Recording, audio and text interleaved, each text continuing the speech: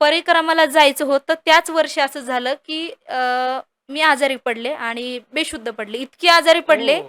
की मी अपघात कक्षामध्ये होते, की म्हणजे गॅरंटीच नव्हती माझी. ऑक्टोबरमध्ये मी आजारी पडले. हं. आणि नोव्हेंबरमध्ये आम्हाला जायचं होतं. मग आईला म्हटलं जायचंय. मग हॉस्पिटलमधून मला 10 दिवसानंतर सोडून आणलं आणि आईला सांगितलं, "आई आता आपल्याला परिक्रमाला जायचंय." कारण आई ओके. हॉस्पिटलमध्ये असताना मला म्हणायची, "आपण परिक्रमाला जाऊयात, असं करूयात," की मला बरं वाटावं हं. म्हणून. पण जेव्हा मी घरी आले आणि घरी आल्याच्या नंतर आई म्हटली, की "नाही, आता आपल्याला परिक्रमाला नाही जायचं." धाडस असतं ना, हां. ते धाडस करून मी घराच्या बाहेर निघले होते, की एक इच्छाशक्ती असायला पाहिजे. कोणती गोष्ट जर तुम्ही करताय, तर हं. तुमच्या मनामध्ये इच्छाशक्ती पाहिजे. त्या इच्छाशक्तीशिवाय तुम्ही काहीच करू शकत नाही. तेव्हा आळंदीतून सगळं सामान घेतलं मी एकदम बारीक आणि कपडे पण शिवायला टाकली होती. ती कपडेही घेतली आणि आळंदीतून पुणे स्टेशनला पी-सी-एम-टी बस निघते. त्या पी-सी-एम-टी ओके. बसमध्ये मी बसले. अवघं 19 वर्षाचं वय होतं माझं. हां. बसमध्ये बसले. त्याच्यानंतर पुणे रेल्वे स्टेशनला आले. बरं तिकीट कसं काढायचं काहीच माहीत नव्हतं. ओह! कारण प्रवास केला होता, पण घरच्यांसोबत हां. रेल्वेने असेल किंवा घरच्या गाडीने. मग तिथून तिकीट घेतलं आणि येऊन बसले मी प्लॅटफॉर्मवर. मग डॉक्टरनी सांगितलं, की यांना 1 महिना तरी निदान लक्ष असू द्यात. कधी चक्कर येऊन पडतील, बेशुद्ध ओके. पडतील. मग त्यानंतर घरी आलो. मग आई म्हटली, "नाही जायचं." मग हट्ट धरला मी. म्हटलं, "तुम्ही असं का केलं? जायचं म्हणता आणि नाही." मग घरची आठवण आली. मोबाईल स्विच ऑफ केला होता ना. हां. पण ज्यावेळेस रेल्वेत बसले मी, त्यावेळेस पाऊल टाकताना मैयाला म्हटलं, "मैया, तुमच्या भरवशावर निघले," म्हटलं. "केसालाही हां. धक्का लागू देऊ नका," म्हटलं माझ्या. मी असंही ऐकलंय, की समजा परिक्रमा करताना आपण काही बोललो, हां. तर ती गोष्ट खरी होते का? हो, 100% खरे होते.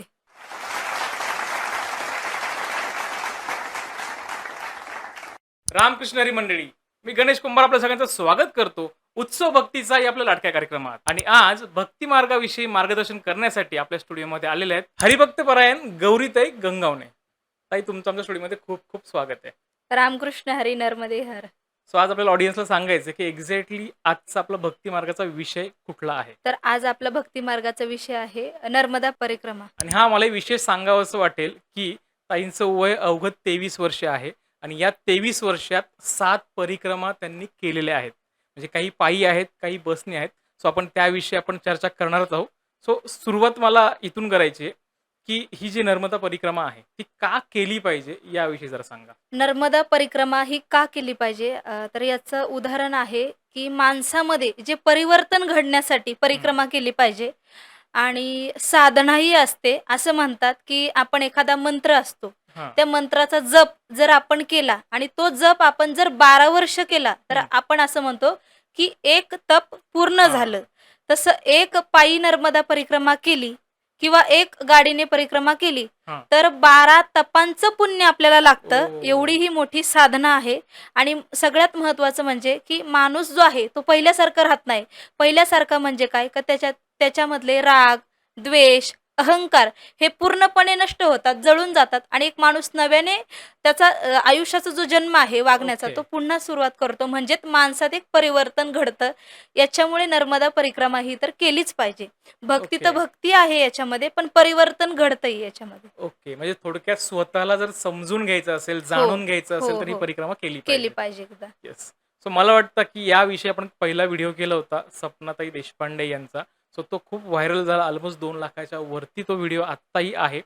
त्यांचे अनुभव वेगळे होते आणि ताईंचेही आज अनुभव आपल्याला वेगळे ऐकायला मिळणार आहेत. सो कुठेही जाऊ नका. शेवटपर्यंत बघत राहा.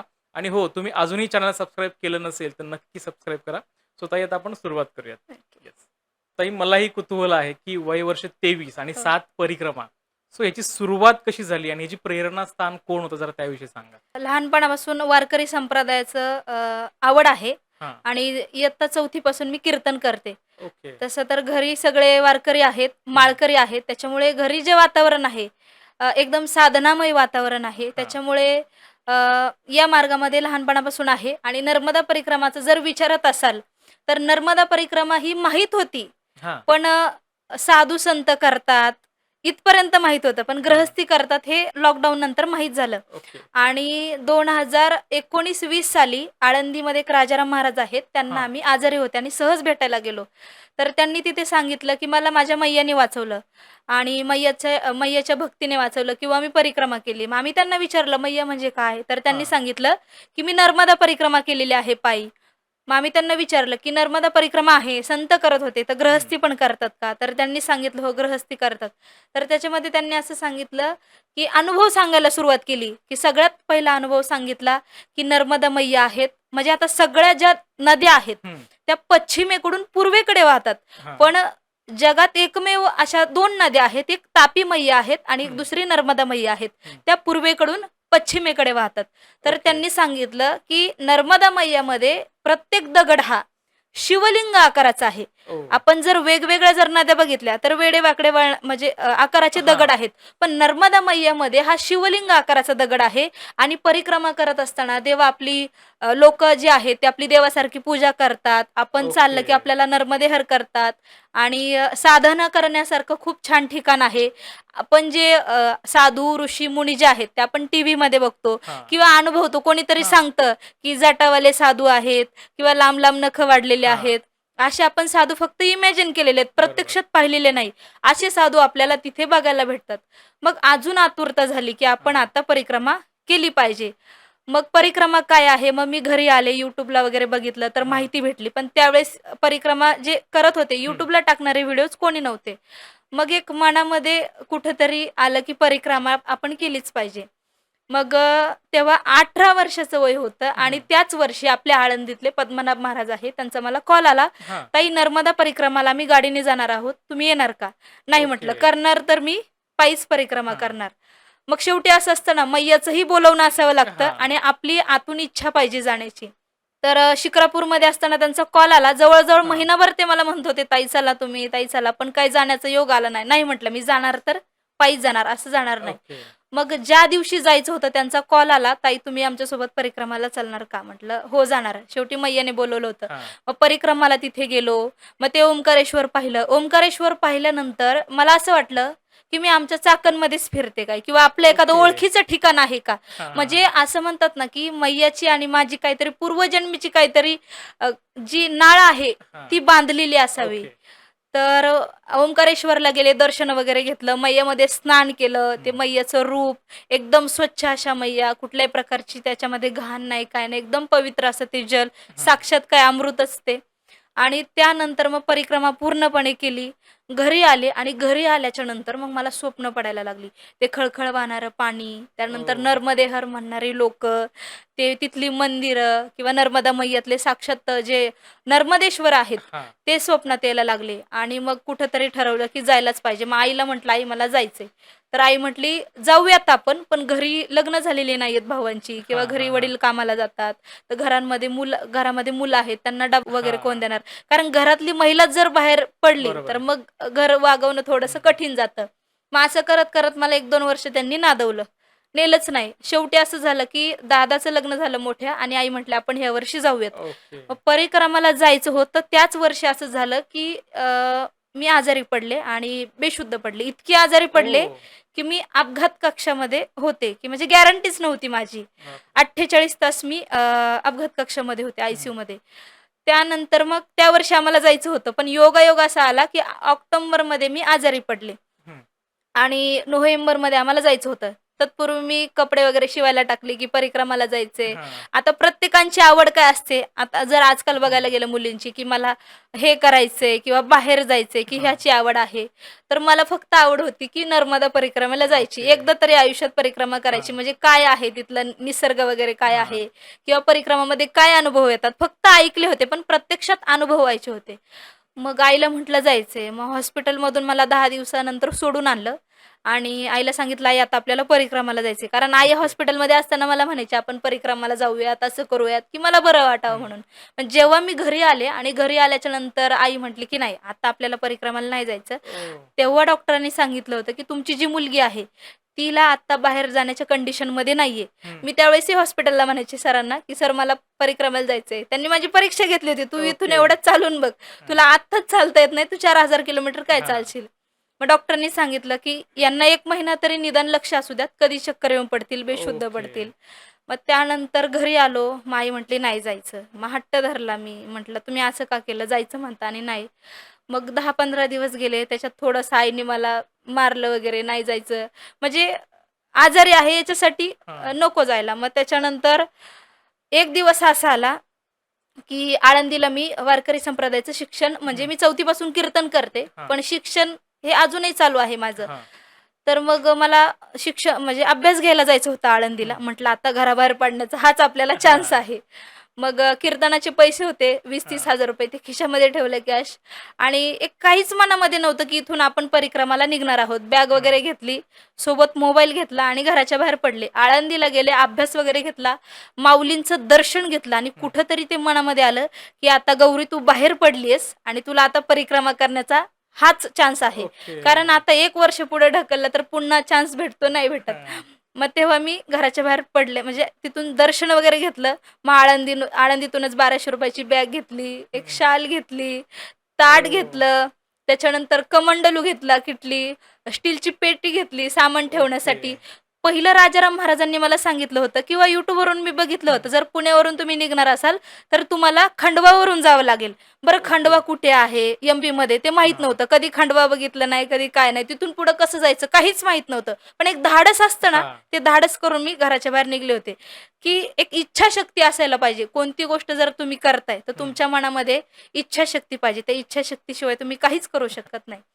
तेव्हा आळंदीतून सगळं सामान घेतलं मी एकदम बारीक आणि कपडे पण शिवायला टाकली होती. ती कपडेही घेतली आणि आळंदीतून पुणे स्टेशनला पीसीएमटी बस निघते.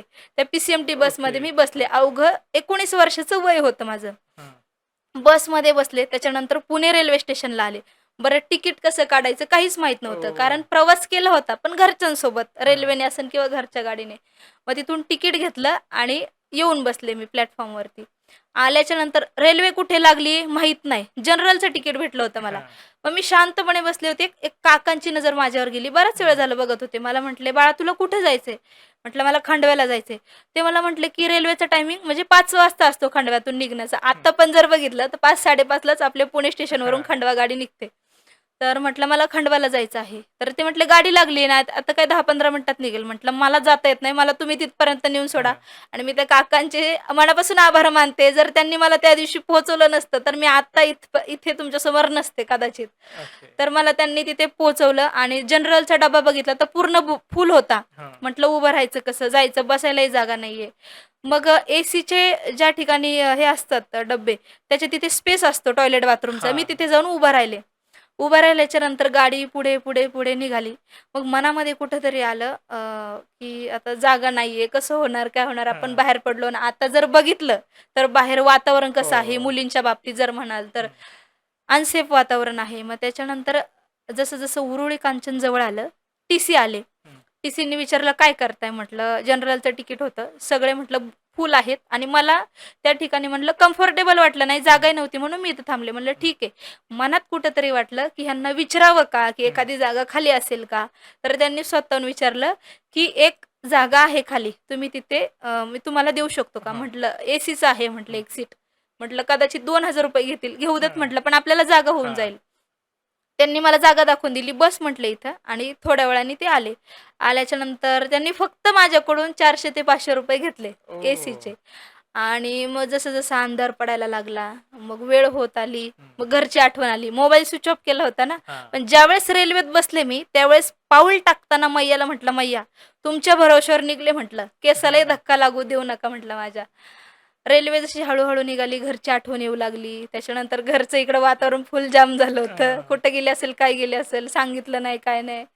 मग त्याच्यानंतर त्यांना विचारलं टीसींना म्हटलं, "खंडव्यामध्ये गाडी किती वाजता थांबते?" हां. ते म्हटले, "4 वाजता थांबते." मग 3:30चा मी अलार्म लावून ठेवला. हां. 3:30 पावणे 4 वाजता मी खाली उतरले. हं. उतरले, कुठं जायचे, कोणत्या दिशेने जायचे काहीच माहीत नव्हतं. समोर गेले, तरुण मुलं बसली होती 5-6. एक हिम्मत केली, धाडस केल्याने त्यांच्याकडे गेले. गेल्यानंतर त्यांना विचारलं, म्हटलं, "मुझे ओंकारेश्वर जाना है, हं. गाडी कहाँ से लगेगी?" ते म्हटले, "वरून रस्ता जातो आणि परत खाली जायचं." म्हटलं, "ठीक आहे." पण मध्य प्रदेशच्या लोकांचं कौतुक जेवढं करावं ना, हं. तेवढं खूप कमी आहे. कारण नर्मदा खंडातली जी लोकं आहेत, हां. ती खरंच देवमाणसं आहेत. ओके. आणि त्याच्यानंतर त्यांनी रस्ता सांगितला. पुढे गेल्याच्यानंतर एक मुस्लिम बांधव होते. हं. त्यांनाही जाऊन विचारलं. म्हटलं, "मुझे ओंकारेश्वर जाना है." रिक्षा होत्या त्यांच्या. म्हटलं मला तिथपर्यंत नेऊन सोडा. ते पण एवढे छान होते, म्हणजे त्यांनी पण एवढं मला चांगलं त्या ठिकाणी सपोर्ट केला. मला म्हटले, "बेटा यही पे बस लगी आप जाओ." म्हटलं, "नाही तुम्ही सोडा." मला वाटलं कदाचित लांब असेल. हां. मग त्यांनी तिथपर्यंत घेऊन गेले मला ते मुस्लिम बांधव आणि स्वतः येऊन मला त्या बसमध्ये बसवलं, की "बेटा ओके. ये गाडी है, आप यहाँ से जाओ." मग ओंकारेश्वरच्या गाडीमध्ये बसले. परिक्रमावासी बघितले, की हं. आलेले आहेत पुण्यावरून, मुंबईवरून आणि ते ओंकारेश्वरला चालले. तेव्हा कुठेतरी जीवात जीव आला.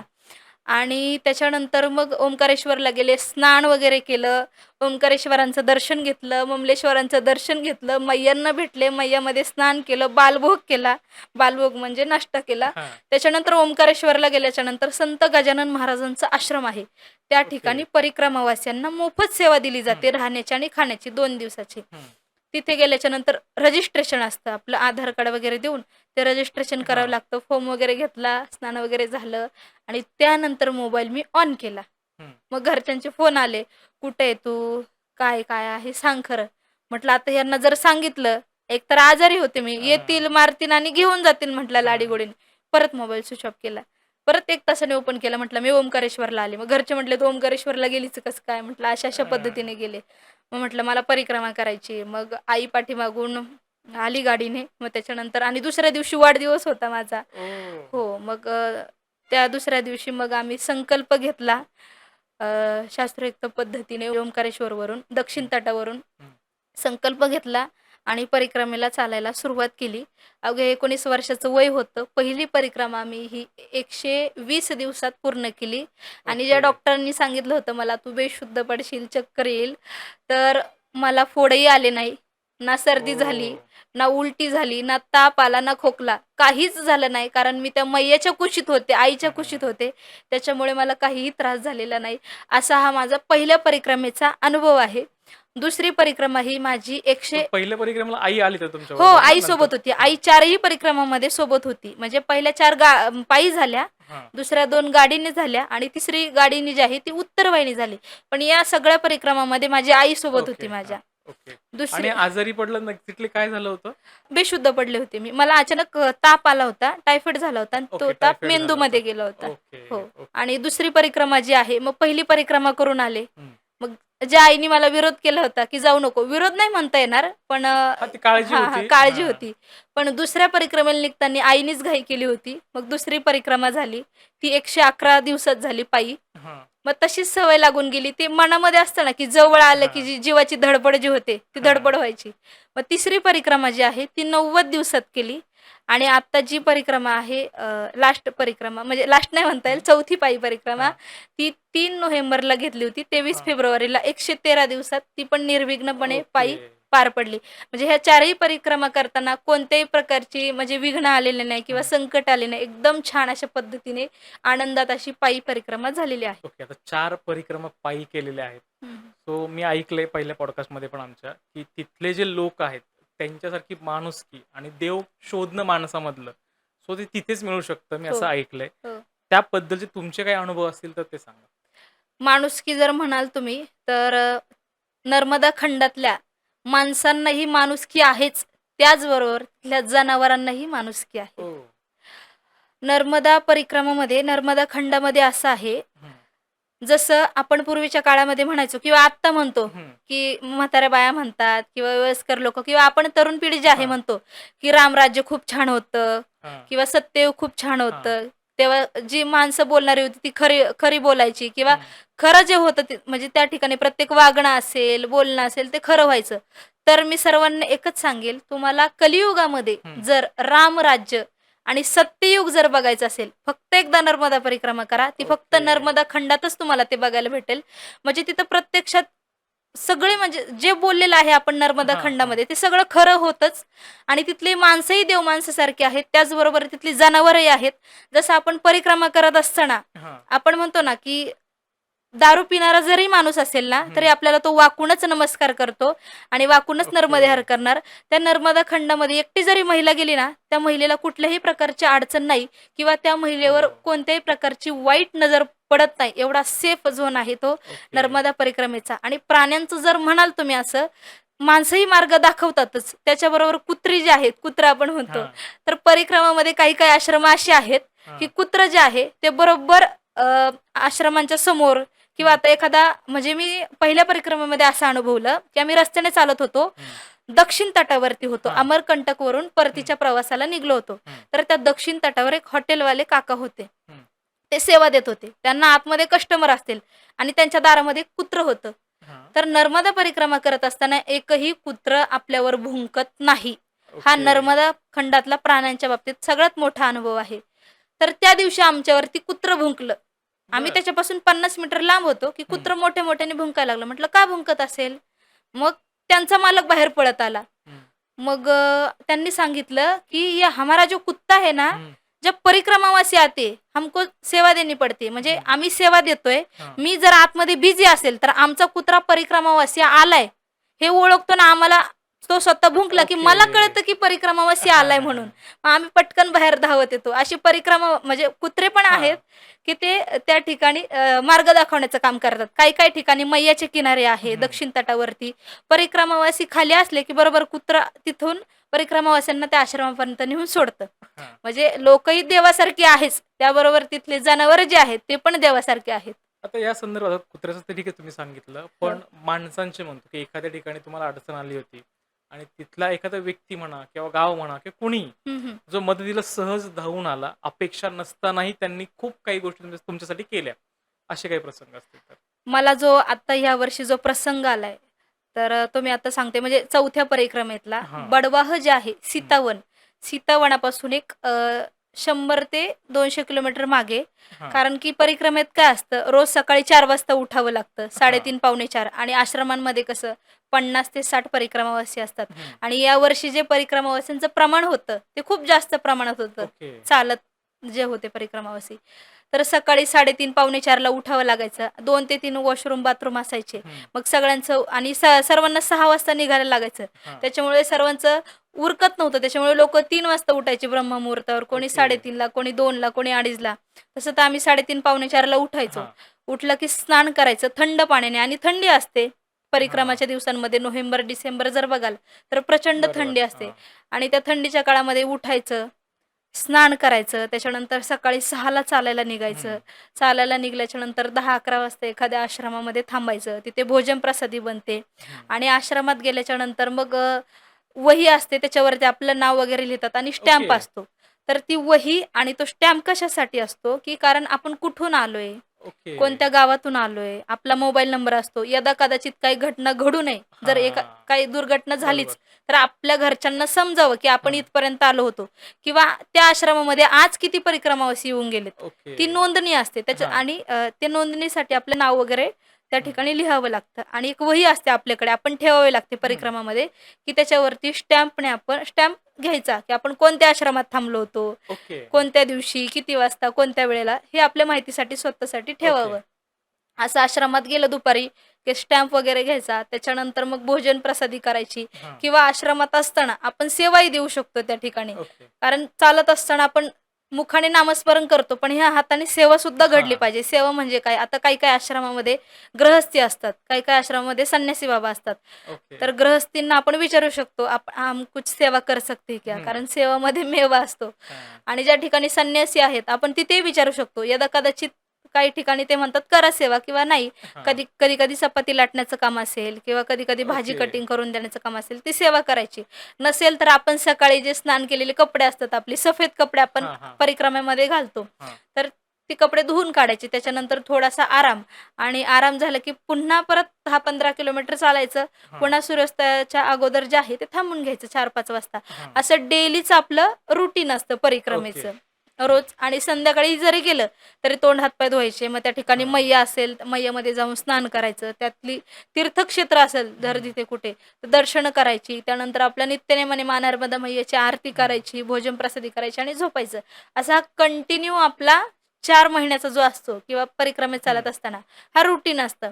आणि हे करत असताना बडवाहाच्या अलीकडे म्हणजे सीतावन जे आहे, सीतावन ज्या ठिकाणी प्रभू रामचंद्र, सीता मैया आणि लक्ष्मणजी जे 14 वर्ष वनवासात गेले होते, ते ठिकाण आहे सीतावन बडवाहाच्या पुढे. तर त्या ठिकाणावरून चालत असताना एक 150-200 किलोमीटर असं डेलीच आपलं रुटीन होतं. आणि ह्या चालण्यामध्ये काय झालं की प्रत्येक ठिकाणचं गाव आपल्याला रोज 10 1500 गावं लागतात आणि मग पाणी काय आपण पितो, कधी नदीचं पाणी पितो, कधी मैयातलं पाणी पितो, तर कधी बोरचं पाणी पितो, ओके. कधी विहिरीचं पितो, तर कधी हापशाचं पाणी पितो. हां. असं वेगवेगळं पाणी पित असताना मला थोडंसं ताप वगैरे यायला सुरुवात झाली ओके. आणि उलट्या वगैरे यायला सुरुवात झाली. थोडंसं मग चालताना थकवा येणं, पाय हं. वगैरे हातपाय दुखणं, असं करत असताना 5-6 दिवस गेली. त्याच्यानंतर आम्ही रोज हॉस्पिटलमध्ये जायचो आणि हॉस्पिटलमध्ये गेलं, की परिक्रमा नर्मदा खंडामध्ये असं आहे, की तुम्ही प्राणी कोणत्याही तर दिसले डॉक्टरांकडे जा, माकडं एम-डी वगैरे. डॉक्टरांकडे जा किंवा कोणत्याही डॉक्टरांकडे जा. एकही रुपया तुमचा घेत नाही. परिक्रमावासींचे ते ओह! पैसे घेत नाही. कारण ते सेवा देण्याचं काम करतात. त्यांचं ओके. असं म्हणणं आहे, की आम्हाला नाही परिक्रमा करतायत, निदान तुम्ही जाताय, तर आम्ही सेवा देण्याच्या रूपातही तरी आमची ओके. परिक्रमा घडते हां. किंवा तेवढंच मैयाचा आमच्यावरती आशीर्वाद राहतो. बरोबर. आम्ही असं प्रत्येक हॉस्पिटलला 2-3 ठिकाणी दाखवलं, हं. मेडिसिन्स वगैरे घेतले, इंजेक्शन घेतले, काही ठिकाणी सलाईन लावले. म्हणजे हॉस्पिटलला तुम्ही सलाईनही लावा, एक्स-रे काढा, ई-सी-जी करा, तुमचा एकही रुपया त्या ठिकाणी घेत नाही. ओके. इव्हन ब्लडही चेक केलं तरी तुमचे पैसे घेत नाही. असं बऱ्याच ठिकाणी म्हणजे हॉस्पिटलला हं. मेडिसिन घेतले, हां. इंजेक्शन घेतले, पण काही फरक पडत नव्हता. कारण कंटिन्यू सकाळी लवकर उठणं, थंड पाण्याने स्नान करणं हां. आणि मला याच वर्षी असा प्रसंग आला. तर म्हटलं आम्ही कदाचित थोडंसं ब्लड चेक करावं का? पण आम्ही हां. अशा एरियामध्ये होतो, की मैयाच्या किनाऱ्याने होतो, ना शहरामध्ये होतो. तर छोट्या-छोट्या गावांमधून छोटे हॉस्पिटल असतात. हां. तर ब्लड चेक करायचं होतं आम्हाला आणि बडवा आमच्यापासून एक 60 ते 70 हं. किलोमीटर अंतरावरती होतं. मग आम्ही ऑनलाईन नंबर घेतला हॉस्पिटलचा आणि त्यांना सांगितलं, की आम्ही येतोय. हां. बरं 70 किलोमीटर जाणं म्हणजे आम्हाला त्या ठिकाणी जायला 2 दिवस लागणार होते. ओके. आणि माझी कॅपॅसिटी राहिली नव्हती. म्हणजे थकवा पूर्णपणे, ताप हां. कंटिन्यू, उलट्या काही खाल्लं की मग आम्ही त्यांना बोलवलं की फोन करून, "तुम्ही येऊ शकता का?" आता नर्मदा परिक्रमावासी त्यांना नाही म्हटले नाही ते. हां. त्याच्यानंतर ते आमच्यासाठी त्या दिवशी 50 किलोमीटर आले आणि 50 किलोमीटर रिटर्न गेले. ओके. तर पितामली गाव होतं. त्या पितामली गावापासून ते हं. एक 10 किलोमीटर आम्ही मागे होतो. तर तिथे आले आणि त्यांनी आल्यानंतर माझं ब्लड वगैरे घेतलं आणि घेऊन गेले. हं. तर त्या दिवशी आम्ही पितामली गावात थांबलो. पितामली गावात थांबल्याच्या नंतर आम्ही आलो 6 5:15 ला आलो आणि हं. आल्याच्यानंतर मी डायरेक्ट अंग टाकून दिलं, झोपले. मग तिथले आश्रमातली लोकं जे असतात ते हं. आपली सेवा करायला असतात. तर हां. विचारपूस करण्यासाठी आले माझ्याकडे, की आमच्या माताजींना विचारपूस केली आणि बरेच अजून 2 परिक्रमा होत्या आमच्यासोबत. त्यांनाही असा त्रास होता, हं. की "माताजी को क्या हो गया?" म्हणजे खाण्यापिण्याची सेवा करतातच. हां. त्याच्याबरोबर त्यांचं प्रेमही इतकं असतं त्या बोलण्यामध्ये. तर त्यांनी सांगितलं, "काय झालं?" की म्हटलं, "ताप वगैरे येतोय आणि हं. उलट्या वगैरे होतात." आणि त्या नर्मदा खंडामध्ये असं आहे किंवा आश्रमामध्ये असं आहे, जर सगळे परिक्रमावासी जेवायला बसले, तर त्या आश्रमातले जे सेवक आहेत, हं. ते येतात आणि आसनावरती कोण आहे का परिक्रमावासी, हं. हे बघतात. जर कोणी ओके. असेल, उपाशी झोपला असेल, एकही आत्मा तिथे उपाशी ते झोपून देत नाही. हाताला ओह! धरून आपल्या घरीही काळजी घेत नाही एवढी. हाताला धरून तिथपर्यंत नेतात. जर आपल्याला तिथपर्यंत जाता येत नसेल, तर जे ताट आहे, हां. ते ताट तिथपर्यंत ते आणून देतात ओके. आणि स्वतः खाऊ घालतात, स्वतः ते ताट धुवून काढतात. एवढी आपली ते सेवा करतात. आणि मग त्यांनी विचारलं मला, की "काय होतंय?" म्हटलं, हं. की "ताप वगैरे येतोय आणि उलट्या वगैरे होतात." त्यावेळेस रात्रीचे 9, 9:30 वाजले होते आणि हं. परिक्रमावाल्यांचा झोपण्याचा टायमिंग असतो. हां. डॉक्टर आले तिथले गावातले. त्याच्यानंतर त्यांचं बडवाला हॉस्पिटल आहे. त्या हं. डॉक्टरांनी मला चेक केलं तर प्रचंड ताप होता. हं. त्याच्यामुळे त्यांनी इंजेक्शन वगैरे दिले, मेडिसिन दिले आणि सलाईन लावलं. तर म्हणजे सेवा जर बघाल त्या लोकांची हां. आपल्याविषयी, तर त्या दिवशी रात्री 12 ते 1 वाजेपर्यंत ते माझ्यासाठी तिथे बसून होते किंवा जास्त काही ओह! व्हायला नको किंवा आम्ही ज्या ठिकाणी आश्रमामध्ये होतो, की जास्त मोठं शहरही नव्हतं, हं. अगदी छोटंसं गाव आणि डॉक्टरही लांबून आले होते. 12-1 वाजेपर्यंत ते डॉक्टर तिथे थांबले. दुसरा दिवस उगवला. हं. उगवल्याच्या नंतर त्यांनी म्हणजे आम्ही त्या ठिकाणी दुसऱ्या दिवशी त्यांनी सांगितलं, की तुम्ही थांबून जा. हं. तर तिथे आम्ही थांबलो. दुसऱ्या दिवशीही ते म्हणजे डॉक्टर आले. सकाळी मला त्यांनी परिक्रमावासियांना बालभोग वगैरे दिला. मलाही हां. त्यांनी खाऊ घातला. डॉक्टर त्यांचं बडवाला हॉस्पिटल आहे मोठं. हं. त्यांचं त्या ठिकाणी हॉस्पिटलला न जाता परिक्रमावासींची सेवा करत तिथे ते थांबले ओह! माझ्यासाठी आणि मला जोपर्यंत व्यवस्थित वाटत नाही, बरं वाटत नाही, तोपर्यंत त्या त्या ठिकाणी ते बसले. असं हे ओके. पितामली गावाचंच नाहीये. हे पूर्ण नर्मदा खंडात चालतं, की जोपर्यंत परिक्रमावासी व्यवस्थित होत नाही, तोपर्यंत परिक्रमावासीयांची काळजी घेतात. Okay, okay. आणि साधारण किती दिवसाचा हा तुमचा ब्रेक झाला मध्ये? एक 1-2 दिवसाचा झाला. 2 2 दिवसाचा. दिवसाचा झाला. त्यानंतर ओके. सीतावन सुरू झालं. आणि मी एकदम व्यवस्थित झाले. मग मेडिसिन वगैरे त्यांनी एकदम खूप काळजी घेतली माझी. मी असेही ऐकले, की या परिक्रमेमध्ये कधीही पाऊस येतो. हो. सो त्या पावसासंदर्भातला काही एखादा प्रसंग आहे का? पावसासंदर्भातला जर म्हणाल तर बाबरी घाट आहे हं, गुजरातमध्ये. हं, तर जो मी 2021-22 साली पहिली परिक्रमा केली होती. हं. त्या दिवशी असं झालं, की आम्ही आश्रम आहेत, आश्रम पुढे आहेत, या हेतूने आम्ही चालत आम्ही त्या दिवशी 49 किलोमीटर चालून आलो. ओह! 49 किलोमीटर चालून आल्याच्या नंतर पहिली परिक्रमा, अनुभव नसतो हं. प्रत्येकांना. मग आश्रम कसा असेल किंवा काय, आश्रम म्हणजे फक्त काय राहण्याची सोय असली तरी चालेल, खायचं हां, प्यायचं नसलं तरी काय अडचण नाही, फक्त निवारा पाहिजे आपल्याला. बरोबर. आणि त्या दिवशी वारं वादळ भरपूर होतं, विजा कडकडायच्या. म्हटलं हं, आता पाऊस येईल नक्कीच. आणि 5:30 पावणे 6 वाजता आम्ही आश्रमात आलो. आल्याच्या नंतर ज्या ठिकाणी त्या मैया होत्या पहिल्या सेवा हां, देणाऱ्या, त्यांचा त्या ठिकाणी त्या शांत झाल्या होत्या, म्हणजे मृत्यू झाला होता 1-2 महिन्या अगोदर. हं. आणि तिथे सेवा देणारं कोणी नव्हतं. एक परिक्रमावासी ओके. होते. 3 वर्ष 3 महिने आणि 13 दिवसाची परिक्रमा करणारे होते. हां. तर तेच त्या ठिकाणी सेवा देत होते. त्यांच्या पूर्ण पायापर्यंत जटा वगैरे होत्या महाराजांच्या. तर ओह! आम्ही गेलो आणि तिथे आश्रमाचं बांधकाम नवीन सुरू होतं. हं, पण तत्पूर्वी एक पत्र्याचं शेड होतं किंवा छोटीशी खोली हं. होती आणि त्याच्यापुढे पडवी जी असते, ती हां, पडवी होती आणि त्या पडवीला ज्या पत्र्यांना छोटी-छोटी बिळं पडलेली होतात. कारण हां. नवीन आश्रमाचं काम सुरू होतं. आणि 6 वाजता आम्ही पोहोचलो. महाराजांनी सांगितलं, "हा सदावर्त आहे." सदावर्त म्हणजे आपल्याला ते शिदा देतात आणि हां. आपण ते बनवून खायचं. ओके. आपलं पण बनवायचं. हो, आपलं आपण ओके. बनवायचं. मग परिक्रमावासी तिथे 20-30 परिक्रमावासी हं, होतो आणि आम्ही होतो. मग इथेही मैया परीक्षा घेते, की तुम्ही आता 49 किलोमीटर चालून हं. आले. मग काही-काही वेळेस काय होतं, आपण 25 किलोमीटर चालून येतो, पण आपल्यापुढे पंचपक्वान्न हां. असतं. पण त्या दिवशी आम्ही 49 किलोमीटर चालून आलो आणि कदाचित मैयाने ती आमची परीक्षाही घेतलेली असावी. आणि ते म्हटले, की ह्या सदावर्ते. हं, मग सगळे दमलेले होते. आम्ही प्रत्येकांना विचारलं, "आपल्याला बनवून खायचंय." तर सगळे हं, काय म्हटले, "आम्ही खूप दमलेत." म्हणजे आता प्रत्येकजण कोणी हं. 30 किलोमीटर चालून आले असेल, कोणी 20 चालून आले असेल, पण हां. आम्ही 49 चालून आलो होतो. मग म्हटलं, कदाचित ही मैया परीक्षा घेत असावी. प्रत्येकाने विचारलं, "तुम्ही बनवणार का?" ते म्हटले, "नाही, आम्ही आता उपाशी झोपणार, आम्ही काही खाणार नाही." कारण एवढं चालून येतो दिवसभर, हां. दमतो, थकतो, एकदा अंग टाकलं की उठण्याची हिंमत होत नाही. आणि अशा वेळी सगळे म्हटले, की "आम्ही बनवणार नाही." मग आई होती आणि आईच्या मैत्रीण होत्या. मग त्या म्हटल्या, की "आपण आज पिठलं आणि भात करूयात, बेसन ओके. आणि भात." हां. आणि तिथे यज्ञ मंडप होता. हं. यज्ञ मंडपाच्या शेजारी कदंबाचं वृक्ष होतं. ओके. तर महाराजांनी सांगितलं, की "गॅस नाहीये, मैया कशी परीक्षा घेते? तुम्हाला हं. चुलीवर बनावं लागेल आणि लाकडं घेऊन यावी लागतील." मग ओके. आम्ही लाकडं वगैरे घेऊन आलो आणि त्यांनी सांगितलं, "हा जो यज्ञ मंडप आहे, हं. तर तुम्ही अशा ठिकाणी म्हणजे कदंबाच्या वृक्षाखाली जर तुम्ही स्वयंपाक बनवला, तर तुमची ती खूप मोठी साधना आहे." ओके. तर तिथे आम्ही चूल मांडली आईनी आणि कदंबाचं जे तिथे यज्ञ मंडप होता, तो हं. म्हटले जळाला नाही पाहिजे, अशा पद्धतीने तुम्ही स्वयंपाक ओके. करा. त्या दिवशी मग भात बनवला, पिठलं बनवलं. सगळ्या परिक्रमावाल्यांनी हं, ते खाल्लं. आणि मग विजा चमकत होत्या. हं, 12-1 वाजले होते. मग 2-2:30 वाजता जोराने पाऊस सुरू झाला. हं. इतका प्रचंड पाऊस सुरू झाला, की आम्ही एवढे सुन्न झोपलो होतो, की आम्हाला काहीच कळलं नाही. आमचे पूर्ण ब्लँकेट वगैरे जे आहे भिजून गेले. बॅग वगैरे आहे सगळं भिजून गेलं. त्याच्यानंतर ते पूर्ण पाणी जे आहे ते अंगाला लागायला लागलं आणि आम्ही उठून बसलो. वरून पत्रेही गळत होते. ओके. खालून सगळं पाणी वाहत होतं. जायचं कुठे आपण? हं, जवळ काहीच सहारा नाही. एक छोटीशी खोली होती, ती महाराजांसाठी होती आणि एक छोटंसं मंदिर होतं. हं, देव म्हणजे मूर्तीसाठी आणि थोडंसं स्पेस होता कडेने. हं. मग त्या दिवशी कदाचित एवढी ती मोठी मैयाची परीक्षा होती, की तो मी व्हिडिओमध्ये टाकला असेल. एकदम असं ब्लँकेट वगैरे घेऊन आम्ही बसलेलो आहोत. वरून पाणी टिपकतंय आणि 2-2:30 ओके. वाजलेत. काय करावं? झोपही प्रचंड. दुसऱ्या दिवशी सकाळी जायचंय. अक्षरशः आम्ही पहाटे 5 वाजेपर्यंत असं बसून होतो, सगळेच परिक्रमावासी. आमच्या अंगावर ओह! प्लास्टिकही नव्हतं. कुठल्या प्रकारचं म्हणजे पूर्ण ओलं झालो होतो आम्ही. असं जवळ घेऊन बसलो आणि सकाळी उठलो.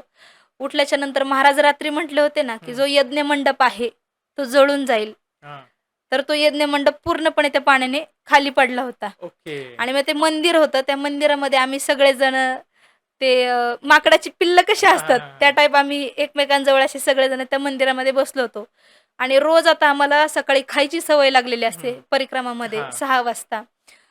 तर मग भूक लागलेली होती. म्हणजे सेवा करणारे कसे असतात आणि त्याच दिवशी ज्या दिवशी पाऊस झाला, त्या दिवशी आम्ही एका ठिकाणाहून चालत येत होतो. तिथे आनंद ढाबा आहे. हं. त्या आनंद ढाब्यावाल्यांनी आम्हाला चाय प्रसादाची सेवा दिली होती. ओके. ज्या दिवशी पाऊस पडणार होता. आणि मग सकाळी उठलो आणि सांगितलं की मॅपला वगैरे बघितलं की हं. दिवसभर आज पाऊस असणार आहे. विजाही ओके. कडकडत होत्या, कंटिन्यू पाऊस. भूकही हां, लागली होती. परिक्रमावशी, उपवासी हां. कसे राहणार दिवसभर. हं. मग आम्ही मोबाईलला सर्च केलं ऑनलाईन, म्हटलं कुठून तरी आपण भोजन प्रसादी मागूयात ओके. आणि परिक्रमावासियांना, कारण महाराज म्हटले ते गॅसही नाहीये. हां. तुम्हाला चुलीवर बनवावं लागेल आणि भर पावसात चूल कुठं पेटवणार आपण. बरोबर. आणि मग आम्ही आनंद जे हॉटेल आहे त्यांना ऑनलाईन फोन केला, की आम्हाला एवढे-एवढे परिक्रमावासी आहेत. आम्ही तुमचे काही पैसे असतील हां. ते देऊन टाकू. तर त्यांनी सांगितलं, "किती लोकं आहे? एकदा क्वांटिटी घ्या." 30 ते 25 लोकं होती. त्यांना आम्ही क्वांटिटी दिली. हं. तर त्यांचे मी मनापासून आभारी मानते. त्यांची पूर्ण फॅमिली त्यांनी कढी, भात, भाजी, वरण सगळ्या परिक्रमावासियांना त्या ठिकाणी घेऊन आले. ओके. स्वतः त्यांनी घरी बनवलं जेवण आणि 30 ते 35 लोकांसाठी त्या ठिकाणी ते भोजन प्रसादी घेऊन आले आणि आम्हाला ती त्या दिवशी ते केली. हा एक पावसाचा प्रसंग होता आमचा. या परिक्रमेमध्ये शूलपाणीचं जंगल हे हं. जे आहे हे खूप प्रचलित आहे. तिथे काही-काही घटना घडतात असं हो, मी ऐकलंय. हो. सो तुमच्या बाबतीत ह्या 4 परिक्रमेमध्ये काही घडलं होतं का असं किंवा अनुभवलं होतं का असं? शूलपाणी जंगलात मीही ऐकलं होतं. जसं तुम्ही म्हटले, हं. की मी आता ऐकलंय, की पूर्वीच्या काळामध्ये लुटत होते, हां. परिक्रमावासियांचे कपडे घेत होते किंवा त्यांचे सामान ओढून घ्यायचे. हं. हे फक्त ऐकलंय. मी प्रत्यक्षात त्या ठिकाणी गेलेली आहे. हं. मीही ऐकलंय, पण असले जी ही घटना आहे, कुठल्याही प्रकारची होत नाही. ओके. कारण नर्मदा खंड आहेच सेवादारी, पण त्यातली त्यात शूलपाणी जंगलातली जी लोकं आहेत, हं. ती पण सेवा करतात आपल्याला. ओके. म्हणजे त्यांच्याकडे एक वेळचं स्वतःला खायला नसतं, पण त्यातलं ते स्वतःच्या घासातला घास आपल्याला देतात. एवढे ओके. तिथे त्या ठिकाणी सेवाधारी लोकं आहेत. एवढंच नाही, तर लहान मुलं जी आहेत हं. तिथल्या, त्यांच्या अंगावर कपडे व्यवस्थित नसतात, अगदी हं. फाटलेले वगैरे असतात. ती पण आपल्याला एक कळशीमध्ये पाणी घेऊन उभे राहिलेले असतात. माताजी ओह! नर्मदे हर ये पाणी पिलो.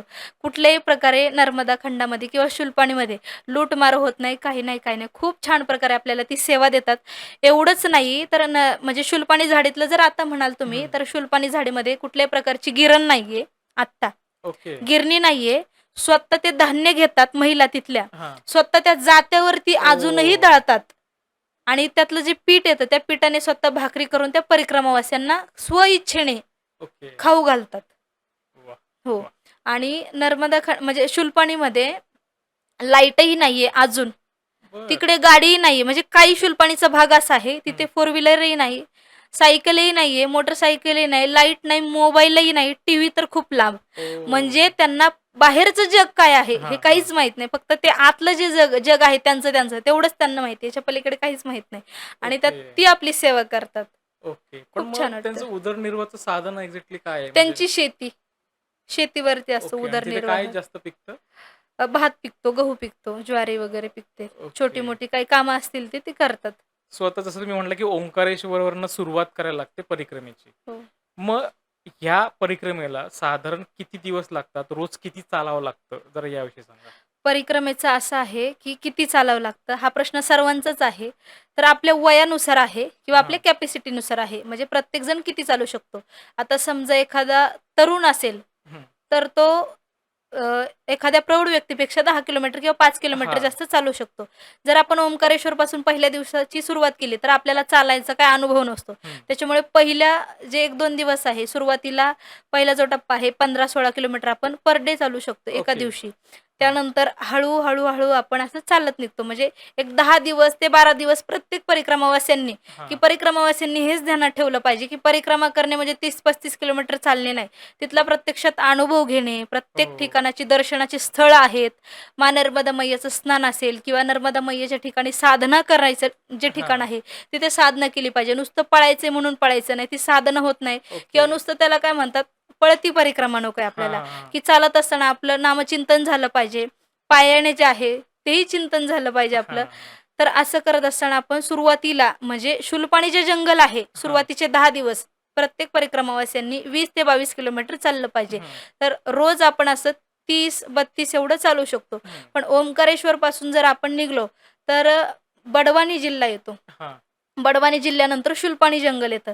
तर बडवानी जिल्ह्यापर्यंत सगळ्यांनी थोडं-थोडं म्हणजे आता चालत असताना त्याच्यामध्ये काय होतं, की हां. प्रत्येकांना कोणाची तब्येत असते, कोणाला बीपी शुगरचा त्रास हां, हां. असतो किंवा कोणाला त्या चालत असताना हा जो दक्षिण तट म्हणजे ओंकारेश्वरपासून आपण सुरुवात करतो हां. विमलेश्वरपर्यंत हा जो आहे तट, हा दक्षिण तट आहे. ओके. या दक्षिण तटावरती ह्याला म्हणतात पितृतट. बरं. पितृतट म्हणजे ह्या दक्षिण तटावरती जो कोणी परिक्रमा करत असेल पायी, हं. तर त्या व्यक्तीची जे पित्र आहेत, त्या पितरांना मुक्ती भेटते. आणि ओके. पलीकडचा जो आहे समुद्राच्या त्याला म्हणतात देवतट. हां. हा देवतट आहे आणि अलीकडचा जो आहे तो पितृतट आहे. हं. मग पितृतट जे आपल्या पितरांना मुक्ती भेटायची असेल, मग आपले कोणाचे पित्र खतरनाक असतील, जरा ओके. डेंजर असतील, तर हां. त्या व्यक्तीला जो चालतोय, त्यांच्या पितरांना मुक्ती भेटायची असेल, मग पायाला फोड येतात, मग उलट्या ओके. होतात, कोणाला ताप येतो. असा तो दक्षिण तटाचा अनुभव आहे त्याला म्हणतात पितृतट. तर ओके. मग त्या पितृतटावरून चालत असताना आपण बडवानीपर्यंत पोहोचतो. पण हे पितृतटावरती काही वेगळी साधना करावी लागते का? असं काही आहे का? नाही करावी लागत. रोज आपलं जे नित्यनेमाने हां. नामस्मरण आहे तिथं. हं. बडवानी नंतर लागतं शुलपाणी जंगल. मग शुलपाणी जंगल असं आहे, की शुलपाणी जंगल म्हणजे मैयाचं हृदय आहे. जसं ओके. अमरकंटकला मैयाचं बाल स्वरूप आहे हं. आणि पुढे येऊन तसं छोटं मोठं हं. होत राहतं. जसं भेडाघाटला बुडी नर्मदा मैया म्हणलं जातं हां. आणि तशीच येऊन नर्मदा मैया समुद्राला भेटते. तसं नर्मदा मैयाचं शुलपाणी जंगल हे हृदय आहे. ओके. म्हणून घाबरतात ना काही परिक्रमावासी हां, आहे, हां. विचारतात, की शुलपाणी जंगल कसं आहे? त्या ठिकाणी सोय होते का? जास्त हां. चालावं लागतं का? प्रचंड मोठी-मोठी डोंगरं असतात, वेडीवाकडी वळणं असतात, अगदी छोटी-छोटी वळणं असतात आणि त्याच्यात शुलपाणी जंगलामध्ये जर बघायला गेलं तर हां. सगळ्यात कठीण मार्ग जो आहे, तो खप्परमाल डोंगराचा आहे. ओके. म्हणजे आयुष्यभर स्मरणात राहील असा तो खप्परमाल डोंगर आहे शुलपाणीचा. ओके. मैयाचं हृदय जे आहे, हां. ते शुलपाणी जंगलाला म्हणलं जातं. हां. कारण एखाद्याच्या हृदयामध्ये जायचं असेल, तर सहजपणे जाता येत नाही. हां. कठीण परिश्रम करून जावे लागतात. तेव्हा कुठेतरी आपण एखाद्याच्या हृदयामध्ये जाऊन बरोबर. बसतो. पहिला मुक्काम लागतो आपला कुली. हं. मोठी-मोठी डोंगरं आहेत. त्या ठिकाणी लांब-लांबपर्यंत चालावं लागतं. कधी-कधी जी आहे सेवा, म्हणजे आता काही ठिकाणी आपल्याला रोज सकाळ-सकाळी बालभोगची सवय लागलेली हां, असते. हां. पण कधी-कधी बालभोग भेटत नाही. मग आपल्यासोबत थोडासा खाऊ ठेवावा लागतो. म्हणजे ओके. जसं की गूळ शेंगदाणे, ड्राय हं. फ्रुट्स किंवा थोडंसं खायचं सामान आहे, हं. ते ठेवावं लागतं. कधी आणि शुलपाणी जंगलामध्ये सगळेजण म्हणतात, की भात भेटतो. भात हां. भेटतो खाण्यासाठी. मग 30-35 किलोमीटर चालावं लागतं. एनर्जी डाऊन होते. ओह! ते देतात खूप मोठं आहे ते. भात देतात ना, तेही खूप मोठं आहे. कारण त्यांना एक वेळचं जेवण नसतं आणि त्यातल्या त्यात आपला ओके. घासातला घास काढून ते आपल्याला देतात. मग शुलपाणी जंगलामध्ये असं आहे, की वेडीवाकडी जंगल आहेत, हां. घनदाट जंगल आहेत आणि काही-काही असे उतरण्याचे मार्ग अवघड आहेत, हं. की कधी-कधी घसरून पडतं, कोणाला गुडघ्याला लागतं, कधी कोणाला पायाला लागतं. ओके. काही-काही असं म्हणतात ना, की घसरून पडलेले, मणक्यात गॅप आलेले, त्यांचे मणकेही व्यवस्थित झालेले आहेत. ओके. हो. म्हणजे बरेच असे अनुभव आम्ही चालताना बघितले. तर बऱ्याच महिला म्हटल्या, की आमच्या मणक्यात गॅप होता, तर मी तिथून घसरले, पडले, तर माझा मणक्याचा जो गॅप आहे तो एकदम व्यवस्थित झाला. की ओके. आमच्यासोबत मैया होत्या. त्या पण म्हटल्या, "मला अगोदर चालताना खाली वाकता येत नव्हतं. हं, हं. मैयाच्या ज्या आशीर्वादामुळे आहे किंवा चालण्यामुळे जे आहे, आता मी व्यवस्थित हां. आहे." असे जे उतार आहेत, असं म्हणतात ना, परिक्रमामध्ये आपण आश्रमात गेलो, की म्हणतात, "कितने मूर्ती आये हो." हां. मूर्ती म्हणजे काय? तर परिक्रमावाल्यांना मूर्ती समजलं जातं. ओके. हां. घरून निघताना आपण एक दगड बनून निघलेलो असतो. हं. आपल्याला परिक्रमेतले नियम माहीत नसतात, अटी हां. माहीत नसतात किंवा बिनधास्त बोलायची, बिनधास्त राहायची सवय असते. तसंच आपण दगड जो आहे, आपण स्वतः दगड गेलेलो असतो तिथे. हां. मग तिथं कोणत्या प्रकारे आपण घडतो? त्या दगडाला छन्नीने आकार ओके. दिला जातो ना, तेव्हा हां, ती हां. सुंदर अशी मूर्ती तयार होते. तर आपल्याला आकार कशा प्रकारे दिला जातो? आपण शुलपाणी जंगलात पडतो, हं. लागतं किंवा एखाद्या आश्रमात गेलो, आपल्याला नियम माहीत नसतात तिथे हां. गेल्यानंतर. मग संन्यासाच्या तोंडून आपण बोलणी खातो किंवा ओके. जसं जेवण करत असताना खडखड ताट हलवणे किंवा डावा हात ताटाला न लावणे, हे बोलणंच खातो ना आपण एक प्रकारचं, ओके. आपल्याला माहीत नसतं. किंवा एखाद्या आश्रमामध्ये भोजन प्रसादी करत असताना हं. जर आपल्याला काही पाहिजे असेल, एखादी रामरोटी पाहिजे असेल, तर ते हां. आपल्याला वाढताना आपला त्यांना स्पर्श झाला, की ते टोपलं साईडला ओह! ठेवतात. ते पुन्हा वाढत नाहीत. आपलाही त्यांना स्पर्श होऊ नये, अगदी वरून टाकतात किंवा आपण ओके. थोडीशी भाजी मागितली, जेवढं त्यांच्या पळीत येईल तेवढं आपल्याला ते खावं लागतं. ओके. परिपूर्णपणे पद्धतीने ते ताट स्वच्छ घेऊन खावं लागतं. आणि हे असं जे आहेत नियम, अटी किंवा हां. आपला तिथं अहंकार जातो किंवा राग, द्वेष सगळे जातात आणि सगळ्यात महत्त्वाचं परिक्रमा करत असताना तुमच्याकडे संयम पाहिजे. ओके. संयम जर नसेल तर तुमची परिक्रमा ही होत नाही. संयम ओके. सगळ्यात पाहिजे तुमच्याकडे. तो संयम त्या ठिकाणी ठेवावा लागतो. म्हणजे प्रत्येक गोष्टी तुम्हाला वेळेतच भेटेल हं. असं नाही. कारण आपण आपलं परिवर्तन घडण्यासाठी तिथे करेक्ट. गेलेला असतो आणि मग अशा पद्धतीने आपण घडतो. त्याला म्हणतात मूर्ती. ओके. हो, परिक्रम आश्रमात विचारतात ना, कितनी मूर्ती आहे हो? ती हां. अशी मूर्ती तयार होते. मग शूलपाणी जंगलामध्ये असं चालत असताना छोटी-छोटी नागमोडी वळण आहेत हां. किंवा शूलपाणीचं एक असं स्पॉट आहे, की भारताचा नकाशा त्या ठिकाणी दिसतो कुलीमध्ये. ओके. कुली, घोंगसा या मार्गाने निघतो आणि भाबरी आहे. तर शूलपाणी जंगल हे महाराष्ट्र, हं. गुजरात आणि मध्य प्रदेश अशा 3 ओके. राज्यांमध्ये येतं. 3 राज्यांमध्ये म्हणाल कसं तर सुरुवातीला मध्य प्रदेश राज्यामध्ये येतं हां. आणि एक 57 ते 58 किलोमीटरमध्ये नर्मदा मैया महाराष्ट्रामध्ये आहेत बादलपासून ओके. आणि नंतर गुजरात लागतं. हं. तर खप्परमाल असा आहे, की त्या खप्परमालमध्ये एकदम एकदम छोटीशी नागवडी वळणाचा रस्ता आहे हां. आणि खाली पूर्णपणे दरी आहे. तर आमच्यासोबत असे एक पोलीस काका होते गवारे शिरूरचे. तर त्यांचं बायपास ऑपरेशन झालं होतं. ओके. तो असा आहे डोंगर खप्परमालचा, की तिथे ऑक्सिजन भेटत नाही. पूर्णपणे ओह! सफोकेशन होतं आपल्याला वरती गेलं तर गुदमारल्यासारखं. एकदम स्ट्रेट डोंगर आहे. म्हणजे पाय घसरला की आपण डायरेक्ट खाली पडू शकतो. ओके. पण आम्ही ते हिम्मत करून वरती सोडलो. आम्हाला कुठल्याही प्रकारचे त्या ठिकाणी हानी जी आहे किंवा पडलं ओके. आमच्यातलं कोणीच काही झालेलं नाही. आणि एक दुसरा मार्ग आपल्याला आहे रोडने जाण्यासाठी, पण तो पण नागमोडी वळणाचा हं. आहे. असा हा शूलपाणी जंगलातला जर म्हणाल अवघड टप्पा, तर शूलपाणी जंगल आहेच अवघड, हां. पण काय म्हणतात की हृदय बघण्यासाठी ते मैयाचं हृदय आहे, पण खूप छान आहे. तिथला निसर्ग, तिथली झाडी म्हणजे प्रदूषणमुक्त वातावरण आहे. ना ओके. तिथे कुठल्याही प्रकारची धूळ नाहीये, ध्वनी प्रदूषण नाहीये. म्हणजे तिथे माणूस हां. जर गेला, तर तुम्ही कुठल्याही प्रकारचे तुम्ही आजारी वगैरे पडू शकत नाही. एवढं सुंदर तो निसर्ग आहे. ओके. ते खळखळ, खळखळ झऱ्याचं पाणी वाहणारं आणि त्या झऱ्यांचं पाणी जे आहे, म्हणजे आम्ही वनस्पतींना लागून जे पाणी वाहतं झऱ्यांचं, ते हां. पाणी आम्ही अक्षरशः पिलेलं आहोत. त्या ओह! पाण्याने स्नान झालेलं आहे आणि शूलपाणी झाडीतलं जर मैयाचं जर स्वरूप म्हणाल, हं. तर डोळ्यांना लाजवेल असं त्या ठिकाणचं स्वरूप आहे मैयाचं. ओके. सुंदर अशी झाडी आहेत. उडणारे साप आहेत त्या शूलपाणी ओह! झाडीमध्ये. अनेक कलरचे साप आहेत. वेगवेगळ्या प्रकारचे पक्षी जे आहेत, हं. जे आपण प्रत्यक्षात म्हणजे आपल्याला अनुभवायला किंवा बघायला भेटत नाही. तिथे वेगवेगळे पक्षी आहेत. ओके. त्यानंतर साप जे आहेत, आम्ही पहिल्या परिक्रमेमध्ये म्हणजे उडणारे जे साप आहेत, ते प्रचंड साप बघितलेले आहेत मी. ओके. पण कुठल्याही प्रकारचे म्हणजे आपल्याला हानी नाही किंवा शूलपाणी जंगलात असं म्हणतात, की वाघ वगैरे आहेत. आहेत प्राणी, पण अजूनपर्यंत आम्हाला दिसलेले नाहीत किंवा अजून ओके. कोणालाही त्रास झालेला नाही. आणि खप्परमाल जर म्हणाल, तर हं. यावर्षी 2025-26ला 3 परिक्रमावासियांचा त्या ठिकाणी अंत झालेला आहे, त्या खप्परमाल डोंगरामध्ये. एवढा तो ओके. अवघड आहे. आणि वरती गेल्याच्या नंतर आम्ही सगळ्यांनी शिवगर्जना घेतली होती. कारण तो सगळ्यात मोठा आमचा अवघड टप्पा होता. हां. त्यानंतर शूलपाणी झाडी आपण उतरलो, की गुजरात सुरू होतं. हं. आणि मग पहिली परिक्रमा ज्यावेळेस आपण ओंकारेश्वरपासून सुरुवात करतो, की हां. ओढ लागलेली असते, की आपल्याला आता शूलपाणीला जंगलात जायचंय. हां, हां. शूलपाणी जंगलात संपलं, की दुसरी ओढ असते, की समुद्र क्रॉस करून जायचा. हं. तर ओंकारेश्वर ते विमलेश्वर हा हं. 800 किलोमीटरचा पायी प्रवास आहे. हा ओह! 20 ते 25 दिवसात पूर्ण हं. होतो. मग विमलेश्वरला समुद्र जो आहे, तो हं. आपल्याला नावेने क्रॉस करून पलीकडे जावा लागतो. तो हं. आहे देवतट आणि ओके. देवतट हा जो आहे उत्तर तट, तो हं. आहे 2500 किलोमीटरचा. ओके. हां, इथेही खूप छान प्रसंग आलेले आहे. जसं की नर्मदा मैयाचं स्वरूप जे आहे, आपण हं. म्हणतो ना, नर्मदा मैयाच्या आरतीमध्ये आहे, झुमकत झुमकत झननन झननन. म्हणजे हां. मैया कधी-कधी स्थिर आहे, कधी-कधी रागात उलटी फिरलेली आहे, हां. कधी-कधी खळखळ वाहणारी आहे, कधी संत वाहणारे असे म्हणजे नर्मदा मैयाचं स्वरूप जे आहे, ते पायी परिक्रमामध्ये खूप छान प्रकारे बघायला भेटतं.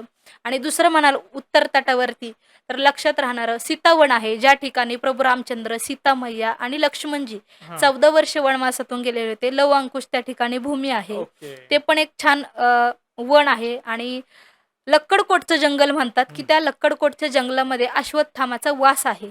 ओके. अश्वत्थामा दिसतात अजून काही जणांना. आम्हाला तर काही दिसलेले नाहीये. पण ते पण 21 किलोमीटरचं जंगल आहे. तिथे कुठे मध्ये हं. पाणी नाहीये. तुम्हाला भोजन प्रसादी नाहीये. 21 किलोमीटरचं ते जंगल पूर्णपणे पार करून यावं लागतं. तेव्हा तुम्हाला सगळ्या सोयी-सुविधा भेटतात. आणि दुसरं आहे मांडवगड. हं. मांडवगड जो आहे, रुक्मती राणीचा महल आहे. ओके. मांडवगड चढायला रस्ता आहे. उतरायलाही रस्ता आहे, पण दुसरा जो शॉर्टकट मार्ग आहे तो एकदम डोंगराचा उतरायचा आहे, तोही ओके. खूप कठीण आहे. आणि वयस्कर जी लोक आहेत ना, मा नर्मदा मैया त्यांना कुठल्याही प्रकारची अडचण देत नाही.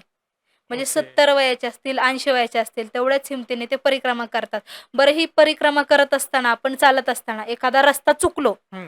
सकाळची वेळ असू द्यात किंवा संध्याकाळची वेळ असू द्यात किंवा दुपारची वेळ असू द्यात किंवा जंगल असू द्यात किंवा शहर असू द्यात, तुम्ही जर रस्त्याने चालत असाल तर परिक्रमामध्ये नर्मदा खंडात आपल्याला सगळेजण अगदी व्यवस्थितपणे मार्गदर्शन करतात. हं. तर रस्त्याने चालत असताना आपल्याला 3 वाटा दिसल्या. हं. तर परिक्रमेची वाट कशी ओळखायची? 3 वाटा दिसल्या हं. तर त्या ठिकाणी झेंडी लावलेली नाही किंवा ॲरो ओके. लावलेला असतो, हां. नर्मदा परिक्रमा मार्ग. जर तो मार्गही लावलेला नसेल, कुठे झेंडी लावलेली नसेल झाडाला वगैरे, ही निशाणी असते परिक्रमावासियांची ओके. की कसं ओळखायचा मार्ग. हां. जर हे नसेल तर मग आता वाट कशी ओळखायची? आणि शेजारी कोणी नाही, मग ज्या रस्त्याने जास्त पावलं गेली, ओके. पावलांच्या निशाणी आहेत, तो रस्ता ओळखायचा आणि तिथून जायचं. जर हेही नसेल तर 3 वेळा तुम्ही कोणत्याही जंगलात असू द्या, सकाळी असू द्यात आणि संध्याकाळी असू द्या, 3 वेळा नर्मदे हर हाक मारायची. नर्मदे हर, नर्मदे हर, नर्मदे हर. 4थ्या हाकेला कोणी ना कोणीतरी तुम्हाला मार्ग दाखवायला येणार म्हणजे येणार. गुराखी असू ओके. द्या, मोटरसायकलवाला असू द्या, एखादी माताजी असू द्या, ते येणार आणि सांगणार, "बाबाजी यहाँ से नहीं, यहाँ से जाओ." असं आहे ओके. तिथे. वाह! आणि समजा आपण रस्त्याने चालत असलो, काही काही ठिकाणी आश्रम जर लांब असतील आणि हं. भूक लागलेली असेल, तर आपण एखाद्याच्या घरी जाऊन विचारू शकतो. नर्मदा खंडामध्ये हा नियम आहे, की परिक्रमा करत असताना कोणाला स्वतःहून मागायचं नाही आणि कोणी ओके. दिलं तर नाही म्हणायचं नाही.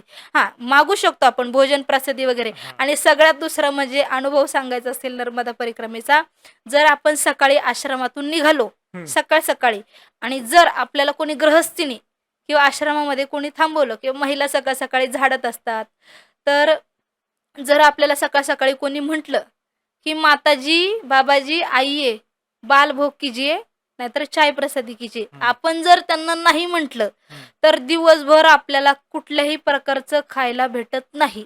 ओह! किती पंचपाकानो असू द्या, आपली वृत्तीच जात नाही. आणि नर्मदा खंडातल्या जर गावांचं वर्णन करायचं म्हटलं, त्या भूमीचं वर्णन करायचं हं. म्हटलं, तर असं वाटतं सकाळ-सकाळी चालत असताना आपण जसं काय सत्ययुगामध्ये आहोत किंवा एखाद्या टीव्हीमध्ये आपण ओह! बघत असतो, की सकाळ-सकाळी तिथल्या महिला ज्या असतील, सकाळ-सकाळी उठतात, 5-6:15 वाजता ते अंगण झाडतात. हां, हां, हां. त्याच्यानंतर जनावरांचं शेण वगैरे काढणं असेल, प्रत्येक दारापुढे रांगोळी, आणि तिथलं सारवणं जर जे म्हणत असाल तुम्ही, इतकं सुंदर त्यांची सारवण्याची पद्धत आहे. अक्षरशः तिथून मनच निघत नाही निघण्यासारखं. ओह! सकाळी-सकाळी जर आपण चाललो, तर आपल्याला गृहस्थी पण आहेत. चालत असताना असं नाहीये, की फक्त आश्रमातच सेवा देतात. हां. आपण जर रस्त्याने चालत असलो, एखादा मोटरसायकलवाला असेल किंवा मैया असतील, कोणी महिला असतील, तर आपल्याला हां. घरी बोलवतात, चाय प्रसादी देतात. नाही म्हणायचं नाही. हा नियम आहे. ओके. कारण आपण त्यांना नाही जर म्हटलो, हं. तर त्यांच्या अंतःकरणाला कुठेतरी दुखापत होते. करेक्ट. आणि आपण नर्मदा परिक्रमा याच्यासाठीच करायला आलेलो असतो, की आपल्यामुळे कोणाचं तरी दुखावू नका. अंतःकरण हां. दुखू नये किंवा आपल्यामुळे कोणाच्या, आपल्या वागण्यामुळे, आपल्या बोलण्यामुळे कोणाच्या अंतःकरणाला जखमा होऊ नये. आपल्याला हेच हां. करायचं असतं. मग तो एक घोट का होईना किंवा एक घास का होईना, आपण तो म्हणजे नाही म्हणायचं नाही. कारण ते काहीतरी अपेक्षेने आपल्याला देतात करेक्ट. आणि नाही म्हटलं की आपल्याला वाईट वाटतं. मग गृहस्थी सेवा देतात, भोजन प्रसादीच्या असू द्या, चाय प्रसादीच्या असू द्या, अगदी आपल्याला हाताला धरतील, नेतील. कधी-कधी त्यांच्या घरी थांबवतात, "आज रुको यहाँ पर." ओके. हां, मग दाल-बाटी बनवतील. जसं आपल्या महाराष्ट्रामध्ये पाहुणे आले, की पुरणपोळी पुरणपोळी बनवतात. बनवतात. तसं त्यांच्या इकडे नर्मदा खंडात, मध्य प्रदेशमध्ये दाल-बाटी बनवतात. ओके. आपल्यासाठी दाल-बाटी बनवतील, आपले चरण धुतील. त्याच्यानंतर ओह! ओळखही नसताना, ओळख नसते आपली, तरी पण आपल्याला ते मैया म्हणून नेतात. हं. गरम पाणी देतात स्नान करण्यासाठी. कारण ते ओके. म्हणतात तुम्हाला रोज आश्रमांमध्ये थंड पाणी असतं. तसं हां. आश्रमात काही-काही ठिकाणी गरम असतं. आपण मागितलंही देतात. पण आपल्याला त्या ठिकाणी गरम पाणी देतात स्नानासाठी. खूप छान अशी सोय करतात. ओके. आणि मग हा जो आहे असा पलीकडचा उत्तर तट आहे. त्या उत्तर तटावरती मांडवगड आहे. हां. तर मांडवगड उतरणं एक तो पण कठीण आहे खूप हां. जास्त. तिथे पण थोडंसं लागण्याची शक्यता आहे. तो पण खूप सुंदर आहे. खाली आपलं शबरी आश्रम आहे, ज्या ठिकाणी आपले महाराष्ट्राचे कुणाल पाटील जे आहेत ते हं. सेवा देतात. जसं ओके. शूलपाणी जंगलामध्ये मी सांगितलं, तर आपले प्रशांत कुलकर्णी जे आहेत, हं. त्या ठिकाणी ते खूप छान सेवा देण्याचं कार्य करतात. त्याचबरोबर ओके. त्यांनी त्या ठिकाणी झाडंही लावलेली आहेत आता. शूलपाणी झाडीतली जी मुलं आहेत, त्या हां. ठिकाणी शाळाही नाहीयेत. ओ. शिक्षण काय आहे त्यांना माहीत नाही. मग त्या ठिकाणी त्यांनी शिक्षण देण्याचं काम जे आहे ते सुरू केलेलं आहे. त्याचबरोबर मुलींना शिवणकाम जे आहे, ब्लाऊज ओके. वगैरे शिवणं, ते पण त्यांनी शिक्षण सुरू केलेलं आहे. असा हा उत्तर तट आहे. त्याच्यानंतर उत्तर तट करत असताना काही-काही जंगलांचा भाग येतो हं, आणि आश्रमामध्ये गेल्याच्या नंतर आपण चालून येतो, तर त्या ठिकाणी आपण सेवाही केली पाहिजे. हं, मग आमचा 10-12 जणांचा ग्रुप होता. महिला होत्या. तर आम्ही हं, प्रत्येक आश्रमामध्ये जर गेलो, तर त्या आश्रमात गेल्याच्या नंतर सेवा वगैरे करायचो. हं. म्हणजे नुसतं चालायचं, खायचं असं नाही. नामस्मरणही असायचं. त्या ठिकाणी आश्रमात गेलं, की त्या आश्रमामध्ये जे सेवक असतील, त्या ठिकाणी सेवा देणारे, त्यांना आम्ही चपाती वगैरे बनवणं म्हणा ओके. किंवा झाडून वगैरे हां. काढणं, ही अशी सगळी आम्ही कामं करायचो. त्यानंतर आपण येतो अमरकंटक. अमरकंटकचंही खूप मोठं जंगल आहे ते आणि खूप सुंदर असं जंगल आहे. झाडी आहेत उंच-उंच, हं. त्याच्यानंतर पहाडी आहेत. ते मैयाचं त्या ठिकाणी वाहणारं ते पाणी, तो कानावरती वेगळा आवाज, खूप सुंदर असं वाटतं. ओके. म्हणजे स्वरूप जे आहे हं. सांगण्यात आणि प्रत्यक्षात अनुभवण्यात खूप छान आहे. मला तर असं वाटेल प्रत्येकाने आयुष्यात एकदा तरी नर्मदा परिक्रमा केली पाहिजे. ओके. का परिक्रमा केली पाहिजे? याच्यासाठी परिक्रमा केली पाहिजे. प्रत्यक्षात तिथे ओके. जाऊन अनुभवलं पाहिजे. हां. त्या ठिकाणी अमरकंटक येतं आणि अमरकंटकला मैयाचं बालस्वरूप आहे. हं, तर जे कोणी परिक्रमावासी आता परिक्रमा करत असतील किंवा हं. करणारे असतील, तर त्यांना सगळ्यांना एक विनंती आहे, की परिक्रमा करत असताना अमरकंटकला गेल्याच्या नंतर सर्वांनी काळजी घ्या. हं. कारण मैयाचं त्या ठिकाणी खूप छोटंसं असं बालस्वरूप आहे. म्हणजे अगदी नेहर म्हणतात ना नाला, त्या हां, हां, टाईप हां. मैयाचं स्वरूप आहे. तर ती क्रॉस जर झाली मैया, तर आपली परिक्रमा ओके. खंडित होऊ शकते. आता बऱ्याच जणांचा हा एक प्रश्न आहे, हां. की आपण पायी परिक्रमा करत असताना बरेच जण म्हणतात, आता एखादा वयस्कर व्यक्ती असेल किंवा वयस्कर माता जी असतील, हं. जर त्यांना चालणंच झालं नाही किंवा हां. बीपी शुगरचा त्रास असेल किंवा कोणाला जखम झाली असेल किंवा चालणंच झालं नाही, थोडंसं 10-20 किलोमीटर जर गाडीने गेलं, हं. तर बरेच जण काय म्हणतात, की तुमची परिक्रमा खंडित होते. हां. तर अशी खंडित वगैरे होत नाही. खंडित कधी ओके. होते? ज्यावेळेस आपण परिक्रमा करत असतो, आपण नर्मदा मैया जर क्रॉस केल्या, तर आपली परिक्रमा ओके. खंडित होते. हां, बरं त्या नर्मदा परिक्रमा करत असताना आपल्याला अनेक प्रकारच्या नद्या लागतात. हां. त्या नद्या जर क्रॉस केल्या, तर नर्मदा परिक्रमा जी आहे आपली खंडित होऊ शकत नाही. पण आपण ज्या मैयाची परिक्रमा करतोय, ती मैयाची परिक्रमा म्हणजे त्या मैयाला जर ओलांडलं, क्रॉस केलं तर तर. आपण खंडित होऊ शकते. पण हं, गाडीने वगैरे आपण असं थोडंफार चाललं, जे कोणी हं. आजारी पेशंट असतील हां. किंवा ज्यांना चालवलं नाही, तर अशाने जर गाडीने गेले, तर खंडित होत नाही. ओके. तर अमरकंटकमध्ये मैयाचं जे बालस्वरूप आहे, त्या बालस्वरूपवरून चालत असताना मैयाच्या किनाऱ्यावरून सर्वांनी खूप काळजी घ्यायची. त्याचं कारण असं आहे, मैया आहेत ह्या लवकर ओळखू येत नाही. तिथे ओह! खूप जास्त चान्सेस आहेत, की खंडित होण्याची. 2022-23 साली माझी जी पहिली परिक्रमा होती, आम्ही रामकुटीला थांबलो होतो. अमरकंटकपासून एक 10 हं, ते 15 किलोमीटर पाठीमागे अगदी जंगलाचा भाग आहे. हं. तिथे कुठल्याही प्रकारे नेटवर्क वगैरे येत नाही. जसं शूलपाणी झाडीमध्ये आपल्याला मोबाईलला नेटवर्क येत नाही. हां. शूलपाणी झाडीतून परिक्रमा सुरू करण्याच्या अगोदर, शूलपाणीला सुरुवात करण्याच्या अगोदर आम्हाला घरी फोन करून सांगावं लागतं, हं. 10 दिवस आमचा फोन लागणार नाही. ओह! इथे नेटवर्क नाहीये. तसं त्या रामकुटीजवळ नेटवर्क नसतं आणि तिथे एक तरुण मुलगा होता. हं, 23-24 वर्षाचा मुलगा असावा आणि कपडे धुत बसला होता. हं. म्हणजे मैया पण आपली कशी परीक्षा घेत असते. तर एवढं मोठं जंगल आहे आणि त्या जंगलामध्ये एक माणूस समोसे घेऊन आला, समोसे विकण्यासाठी. ओह! कदाचित मैया त्या परीक्षाच घेत होत्या आणि तो व्यक्ती जो होता समोसे विकणारा, तो होता दक्षिण तटावरती हं. आणि हा जो तरुण मुलगा होता, हा कपडे धुत होता, हा होता उत्तर तटावरती ओके. अमरकंटकला आणि काहीच दिवसांवरती त्याची परिक्रमा जी होती ती पूर्ण होणार होती. पण मैया लालच पण दाखवत असते, पण त्या हं. लालचीच्या पोटी आपण जायचं नसतं. तर तो कपडे धुत होता आणि समोसे विकायला आला तो माणूस. तर हां. त्याच्या का काय माहिती लक्षात आलं ना, तो एकदम घाईने पलीकडे गेला आणि तो समोसा त्याने घेतला. म्हणजे त्या हं. ठिकाणी त्याची परिक्रमा जी आहे, ती ओह! खंडित झाली. म्हणजे एवढी मोठी जी साधना होती, म्हणजे तिथपर्यंत यायला त्याला कदाचित 3 महिने लागले असतील. खूप मोठा राइट. कठीण परिश्रम करून तिथपर्यंत आला हं. होता आणि काही क्षणासाठीच म्हणजे मैया पण आपली परीक्षा घेते. आपण पण ते बारीक पद्धतीने त्याच्यात बघितलं पाहिजे. तर ओके. त्याने तो समोसा घेतला आणि म्हणजे खूप जास्त तो रडला त्या ठिकाणी, की परिक्रमा खंडित वगैरे झाली. तर सर्वांसाठी माहिती आहे किंवा हं, सूचना आहे, की अमरकंटकला जर गेले, तर त्या ठिकाणी मैयाचं बाल स्वरूप आहे. तिथे हं. सर्वांनी काळजी घेतली पाहिजे ओके. आणि आपण मैयाच्या जर मंदिरात गेलो, सफेद कलरचं मंदिर आहे हां. अमरकंटकला. मी तर मंदिरात जात नाही. याचं कारण असं आहे, की त्या ठिकाणी मैया गुपित आहेत. ओके. गुपित म्हणजे खालून वाहिलेले आहेत, वरून फरशी वगैरे आहे, रोड आहे. जर आपली क्रॉस होऊ ओह! शकते त्याच्या भीतीने मी अमरकंटकला जे मैयाचं उगमस्थानाचं जे मेन मंदिर आहे, हां, हां. तिथे मी जात नाही. तर आपल्याला तिथून तट परिवर्तन करावं लागतं. ते म्हणजे माईकी बगिया. ओके. ज्या ठिकाणी माईचं बालपण वगैरे गेलेलं आहे. हां. ती माईकी बगिया आहे. तिथून आपल्याला आपण तट परिवर्तन करू शकतो. बरं तट परिवर्तन करताना सगळ्यांचा हा प्रश्न आहे, की तट परिवर्तन करत असताना मैया जी आहे क्रॉस होते का? नाही. हां. तर आपण नर्मदा मैयाचा जो उगम आहे, त्या उगमापासून अगदी 300 ते 400 मीटर पाठीमागून आपण हनुमानधारा आहे त्याला, हां, हां. हनुमानधारा म्हणतात. इथे झाड आहे वृक्ष. त्या वृक्षाच्या तिथे अगरबत्ती पूजा करायची आणि एक फक्त 2 पाऊल टाकून ते क्रॉस करायचा. तिथे गेल्याच्या नंतर तट परिवर्तनाची आपल्याला पूजा करावी लागते.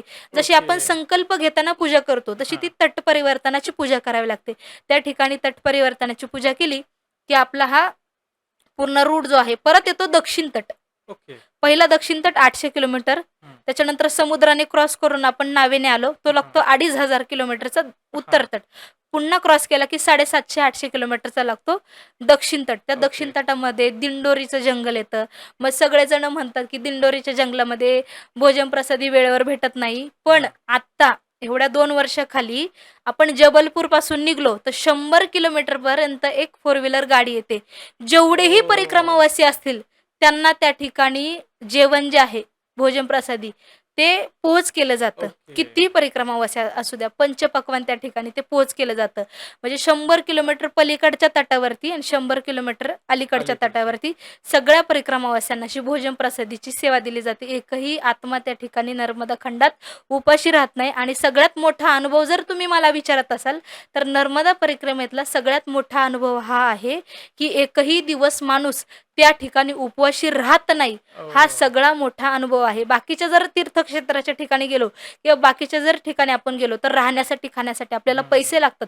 पण नर्मदा खंड हा एकमेव असा आहे, की तिथे आपल्याला कुठल्याही प्रकारचे पैसे लागत ओके. नाही.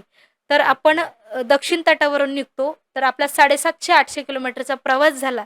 आपण येतो ओंकारेश्वरला. हं. ओंकारेश्वरला आल्याच्या नंतर आपली परिक्रमा जी आहे ती पूर्णपणे संपते. ओके. त्याच्यानंतर संकल्प सोड पूजा असते. त्या हं. ठिकाणी संकल्प सोड पूजा करायचा आणि आपण जे जल घेतो तो ओंकारेश्वरला ज्यावेळेस आपण सुरुवात करतो हं. परिक्रमेची तर संकल्प घेतो. संकल्प म्हणजे कसा? आपल्याकडे धागा असतो. हं. ज्या पुरुषांचं किंवा ज्या महिलेचं लग्न झाले तर पुरुषांनी उजव्या हातात हा संकल्पाचा धागा बांधावा ओके.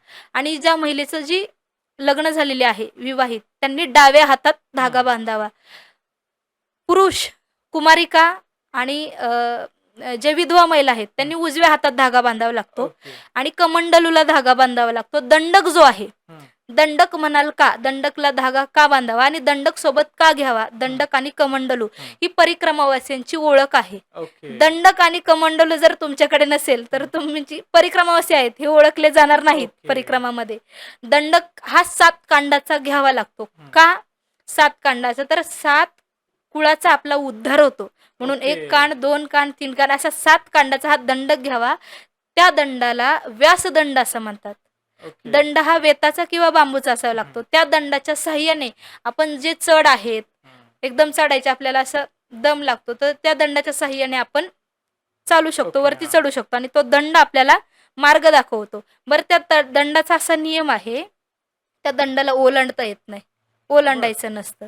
म्हणजे खाली जसं ठेवला तर क्रॉस नाही ओलांडायचं नसतं. करायचा. जसं ओके. परिक्रमा करत असताना आपले काही नियम आहेत. हां. परिक्रमा करत असताना आपण जेव्हा संकल्प घेतो, आपण नर्मदा मैयाला परिक्रमा करत आहोत. तर हं. परिक्रमा करत असताना स्वतःभोवती गोल फिरायचं नाही. ओके. हां.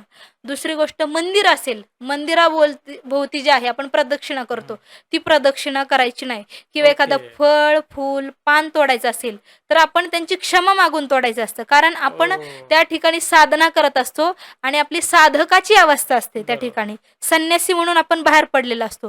तर हे जे नियम आहेत आपल्यामुळे एखाद्याच्या अंतःकरणाला किंवा एखादी वस्तू असेल त्रास होणार नाही असं आपल्याला हं. वागायचं नसतं. करेक्ट. त्याच्यामुळे फळ, फूल, पान तोडताना त्यांची क्षमा मागून ते तोडायचं असतं. असा आपण संकल्प घेत असतो हं. ओंकारेश्वरला. तसंच तो आपण संकल्प सोडायचा असतो. बरं संकल्प कसा सोडायचा? ब्राह्मणांकडून विधिपूर्वक जे आहे ते हं. संकल्प सोडायची पूजा करायची ओके. आणि जे जल आहे त्या जलावरती आपली परिक्रमा होत असते. हां. ते जल अर्ध ममलेश्वरांवरती सोडावं लागतं आणि अर्ध जल ओंकारेश्वरांवरती सोडावं ओके. लागतं.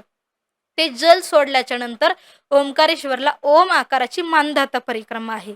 बरं. तर ही परिक्रमा अशी आहे की 7 किलोमीटरवरती आहे. ज्या व्यक्तीने पायी परिक्रमा केलेली आहे हं. त्या व्यक्तीला ही ओम आकाराची मानधाता परिक्रमा करावी लागते. ज्यांना ओके. कोणाला 4000 किलोमीटरची परिक्रमा करता येत नाही त्यांनी ओम आकाराची मानधाता परिक्रमा जरी केलं तरी हां. 4000 किलोमीटरची परिक्रमा केल्याचं फल प्राप्त होतं. ओके. तर ही ओम आकाराची परिक्रमा करत असताना तर ही ज्या परिक्रमावासियांनी 4000 किलोमीटरची परिक्रमा केली तर त्यांनी मानधाता परिक्रमा का करावी तर याचं उत्तर आहे. तर आपण चालत असताना पहिला आपल्याला संगम लागतो, कावेरी मैयाचा आणि नर्मदा मैयाचा संगम लागतो. हं. त्या संगमावरती प्रथमतः स्नान करायचं हं. आणि आपल्या हातात जो संकल्पाचा धागा असतो, हातात असतो, कमंडलूला असतो, दंडकला असतो आणि हां. मा नर्मदा मैयाची जी जलाची बॉटल आहे त्याला धागा आपण लावलेला असतो, हं. संकल्पाचा धागा. बरं, संकल्प घेताना जो धागा बांधतो तो धागा का बांधावा की असं म्हणतात ना पूर्वीच्या काळामध्ये भूत पिचास वगैरे, आता हां, तर हां, हे हां. काही नाहीये, पण आपली एक संकल्प असतो तो त्याच्यासाठी तो बांधावा लागतो. तर संकल्प सोडताना हं. कावेरी मैयाचा आणि नर्मदा मैयाचा ज्या ठिकाणी संगम आहे त्या हां. संगमावरती स्नान करायचं आणि त्या संगमावरती हातातला धागा, कमंडलूचा धागा, दंडकचा धागा त्या ठिकाणी सोडावा लागतो आणि ओके. त्यानंतर 1 किलो डाळ आणि 1 किलो गूळ घ्यावी लागते. ते कशासाठी तर ती परिक्रमा करत असताना ऋणमुक्तेश्वर महादेव मंदिर येतात. हां. तर आपण 4 महिन्यात ज्यांचं कोणाचं खाल्लं असेल, ज्यांचं ओके. कोणाचं काही पिलं असेल, ज्यांची कोणाची आपण सेवा घेतलेली असेल हं, हं. त्या ठिकाणी ते सेवा ऋण फेडण्यासाठी, करेक्ट, करेक्ट. हां. ऋण तर असंही फिटत नाही आणि नाही फिटत. मैयाचं ऋण काय फेडावं ते शब्द हां. सांगता येत नाही.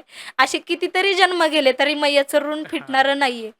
तर ती जी डाळ आहे ती गूळ आहे, 1 किलो डाळ किंवा 1 किलो आपल्या सोयीचीने जेवढे आहे त्या हां. संगमावरती ती जी डाळ आहे ती भिजवायची आणि ऋणमुक्तेश्वर जे आहे हं. त्या ठिकाणी त्या ऋणमुक्तेश्वरांवरती ती सोडायची ओके. आणि पूर्ण परिक्रमा करायची. अशी परिक्रमा पूर्ण होते. तुम्ही आता मगाशी थोडेफार नियम सांगितलेत, पण मला वाटतं प्रेक्षकांना आपल्याला सांगायला पाहिजे, की समजा एखाद्याला नर्मदा परिक्रमा करायची, तर त्याची नियमावली काय असते? नर्मदा परिक्रमा करत असताना सगळ्यात प्रथमतः नियम सुरू होतो.